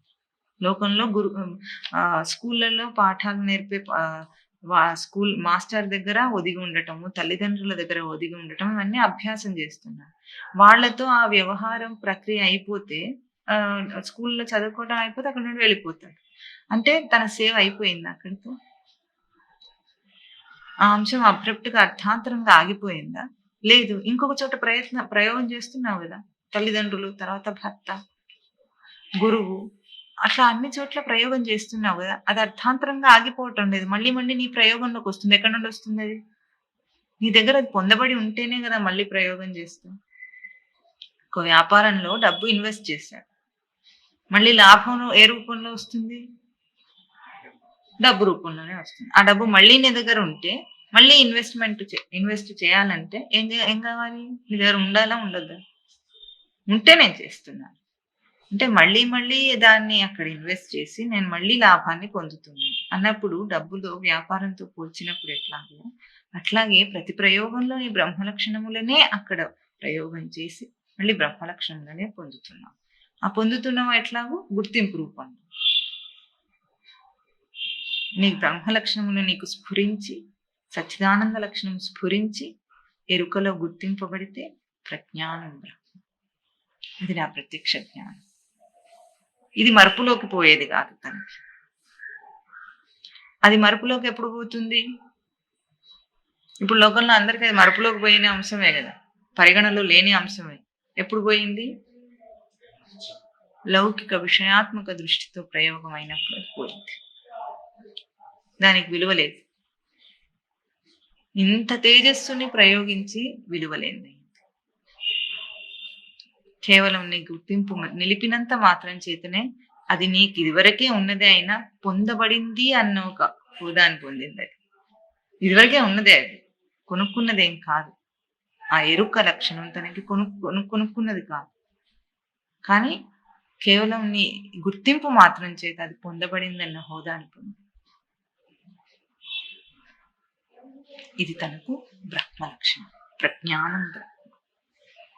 ఈ ప్రజ్ఞానం బ్రహ్మ అనే మహావాక్య ప్రయోగంలో ఏ బ్రహ్మ లక్షణం పొందబడుతుందో అది గోవిందతత్వం. విద్యతే లభ్యతే. తెలియాలి, పొందబడాలి. ఎక్కడ? సేవలు, నీ సేవలు, నీ భజనలు, నీ భక్తిలో. అప్పుడు నువ్వు బయట ఒక విగ్రహం పెట్టుకొని పూజ చేసినా సరే, ఇది పొందబడితే నువ్వు విగ్రహం పెట్టుకుని పూజ చేసినా సరే, నువ్వు అభిషేకం చేసినా సరే, లక్షపత్రి పూజ చేసినా సరే, ఇవేవి నేను చేయను అనుకున్నా సరే, నీలో నీకే గోవింద లక్షణాన్ని లక్షణాత్మకంగా గుర్తించినా సరే, పాట పాడినా సరే, నువ్వేం చేసినా సరే దానికి అభ్యంతరం లేదు. నీ భజన ఏ విధమైనా సరే, కానీ సేవ కావాలి, గోవిందుని యొక్క సేవ కావాలి. ఈ గోవిందుని సేవించే ఆ అంశమును తను ప్రయోగించి దాంట్లో లీనమైన ఆ సాధకుడికి, జిజ్ఞాసుకి ఎట్లా ఉంటుంది? వాడికి బయట ఇంకొక విగ్రహం చూసి దానికి పూజ చేయాలన్నా భారమే. ఎందుకు? దానికి ఎంతో ప్రక్రియ చేయొద్దు. 1,00,000 పూల పూజ చేయాలంటే ఏం చేయాలి ముందు? ఎంత డబ్బు కావాలి, అవన్నీ సమకూర్చుకోవాలి, అంత కాలం ఉండాలి. అని చేయాలా వద్దా? అందుకే ఇక్కడ సూచన ఏమిటి? భజ గోవిందం, భజ గోవిందం, గోవిందం భజ. హే మూఢమతే, అన్నీ కూర్చుకుంటున్నావు, నేర్చుకుంటున్నావు మూఢమతి అంటున్నాను. నేర్చుకుని నేను గొప్పవాడిని అయినాను అనుకోవద్దు ఎప్పుడు. ఆ నేర్చుకునుట అనే ప్రక్రియలో తెలుసుకొనుట అన్న ప్రక్రియను ప్రయోగించిన నా తెలివిని తెలుసుకొని దాన్ని పొందిన వాడినై గొప్పవాడిని కాగలను. అంటే ఏం నేర్చుకోవద్దా బయటివి అంటే? అది ఆలంబన. దేనికి? తెలుసుకొనుట అన్న ప్రక్రియకి. నీ ప్రయోగానికి ఆలంబనం మాత్రం. కానీ అది తెలిస్తే నువ్వు గొప్ప కాదు. తెలియనక్కర్లేదు నీకు. అది మీమాంస దాని గురించినది కాదు. అందుకే ఇక్కడ వ్యాకరణాన్ని, సంస్కృత వ్యాకరణాన్ని ఎత్తి చూపించి అది అక్కర్లేదు అని చెప్పటంలో కూడా అక్కడ శంకరుల ఉద్దేశం అది. ఆ తర్వాత మనం ఈ ధాతు పాఠం యొక్క విలువ ఎట్లా తనకి ఈ గోవిందుని భజించడానికి ఉపకరిస్తుందో అక్కడ శంకరులు వద్దన్నది దేనినో ఇంకా స్పష్టంగా మనం చేయొచ్చు. ఆ వాక్యం తర్వాత మనం చేయొచ్చు. మీమాంస అది కాదు. తన సేవ అన్న అంశం అక్కడ ప్రధానమైన లక్ష్యం. ఇప్పుడు ఇంతకి నేను ఏం చేయాలి? నేర్చుకోవాలా వద్దా? బయట చదువుకోవాలా వద్దా? పెళ్లి చేసుకోవాలా వద్దా? పూజ చేయాలా వద్దా? పూలు తీసుకురావాలా వద్దా? ఇవన్నీ ఇంతసేపు నువ్వు అడిగావంటే ఇదంతా విన్న తర్వాత కూడా ఇంకేం అర్థం కాలేదు. నడవాలా వద్దా? ఏం చేయమంటారు? ఇంతకి నడిచిందంతా వృధా అయింది కదా. బాగా లావుగా ఉన్నాడు, బరువుగా ఉన్నాడు. ఏం చేయాలి? వాకింగ్ చేయండి 2 పూటల గంట సేపు అంట. చేశాడు. వాకింగ్ బాగా చేస్తున్నాడు. కొవ్వు కరిగిపోయింది, బరువు తగ్గిపోయింది. వాకింగ్ ఏమైంది? మళ్ళీ కొన్నాళ్ళకి మళ్ళీ తిన్నాడు, నడవలేదు, మళ్ళీ వచ్చింది. అదంతా ఏమైంది? చేసిన ఎక్సర్సైజ్ అంతా ఏమైంది? 20 సంవత్సరాలు రోజు పొద్దున గంట సేపు వాకింగ్ చేసేవాడిని నేను. ఇప్పుడు ఈ ఉపమానం చెప్తే మళ్ళీ ఏమంటాడంటే, ఇంతకు నన్ను వాకింగ్ చేయమంటారా వద్దా అని అడిగాడు అనుకోండి. ఇప్పుడు ఏమంటే అక్కడ ప్రస్తావన, ముందు వాకింగ్ చేస్తున్నానన్నా, నీ ఆరోగ్యం కోసం, దైహిక ఆరోగ్యం కోసం చేస్తున్నాననే అన్నా. దైహిక ఆరోగ్యాన్ని పొందాననే అనుకున్నా. అయినా సరే ఇదంతా వ్యవహారం. దీని వెనుక సేవ ఏమిటి? దేహాన్ని రక్షించుకోవటం నువ్వు చేసిన ప్రయత్నం అనుకుంటే ఆ సేవ మరుపులోకి పోయేది. నువ్వు చేసిన ప్రయత్నం ఏమిటి? దేహాన్ని వాడుకోవటం కోసం ప్రయోగం చేశాను. దాన్ని వాడుకోవాలంటే దాని దైహిక ఆరోగ్యం కావాలి కనుక దానికోసం నేను చేసిన ఏ తేజస్సు ప్రయోగం దాన్ని సేవించాను. గుర్తించి చేయి. తిండి పెడుతున్నా అదే అర్థం. లేకపోతే తిండి పెట్టడానికి జీవితకాలం సరిపోవటం లేదు.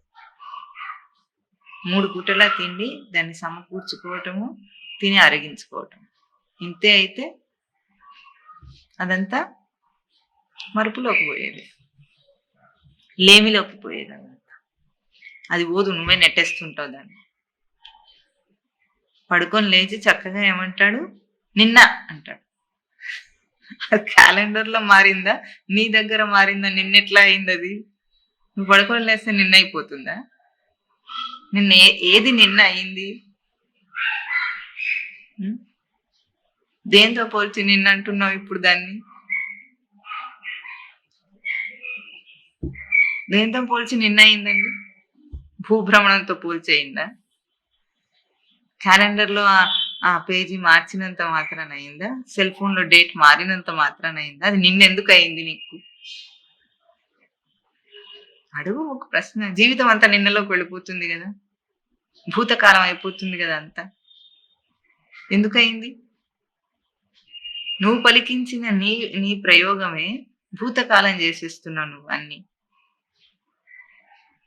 ఎవరు చేయటం లేదు. భూమి తిరిగినంత మాత్రం చేత జరగటం లేదు. అది క్యాలెండర్లో డేట్లు మారుతున్నంత మాత్రం చేత జరగటం లేదు. మాట్లాడి ఇప్పుడు ఎందుకు ఇవాళ కూడా ఇప్పుడు కూడా ఇది కూడా వినకపోతుంది, అది పంపిస్తున్నాం. మరి చెప్పు, గోవిందుడిని భజించి సేవ చేయి. ఒకటే సేవ అంటే అంశం ఏమిటి? నేను అన్న అంశమును పరిగణలోకి తీసుకుంటే అది సేవ. ఈ సూత్రం గుర్తుపెట్టుకుంటే ఈ ప్రజ్ఞానం బ్రహ్మ అన్న మహావాక్యం ఏ గోవిందుని పొందింపజేసిందో ఆ తర్వాత మహావాక్యము తత్వమసి మహావాక్యం. అది ఈ ఈ ఇందులో తాను సేవించిన అంశమును ఎట్లా వృద్ధి చేస్తుంది ఇంకా, అది మనం తర్వాత వచ్చే వారం మనం చేద్దాం. అందుకే మొట్టమొదట ఈరోజు సూత్రంగా గుర్తుపెట్టుకోవాల్సిన 2 అంశాలు ఏమిటి? సేవించడం. సేవించడం అంటే తన అంశములను పరిగణలోకి తీసుకొని ప్రవర్తించడం. గోవిందుడు అంటే 2 అంశం, తెలియబడుట, పొందబడుట. ఈ 3 ఈ రోజుకి సూత్రాలు. ఇప్పుడే ఇది, అప్పుడు ఇది ప్రజ్ఞానం అయితే తనకి ఇది ప్రజ్ఞానము స్వరూప లక్షణంగా ప్రతిష్ట శాస్త్రం చేస్తే ఆ తర్వాత తనేమంటాడో ఆ తర్వాత మహావాక్యం ఏమిటి? అది బోధ లక్షణ మహావాక్యం అంటున్నారు. అది ఎట్లా బోధ చేస్తుందో ఈ 3 సూత్రాలు గుర్తుపెట్టుకొని వచ్చే వారం మనం చేద్దాం. భజ గోవిందం, భజ గోవిందం, గోవిందం భజ మూఢమతే, సంప్రాప్తే సన్నిహితే కాలే నహి నహి రక్షతి హృహ్రీకరణే. ఓం తత్ సత్.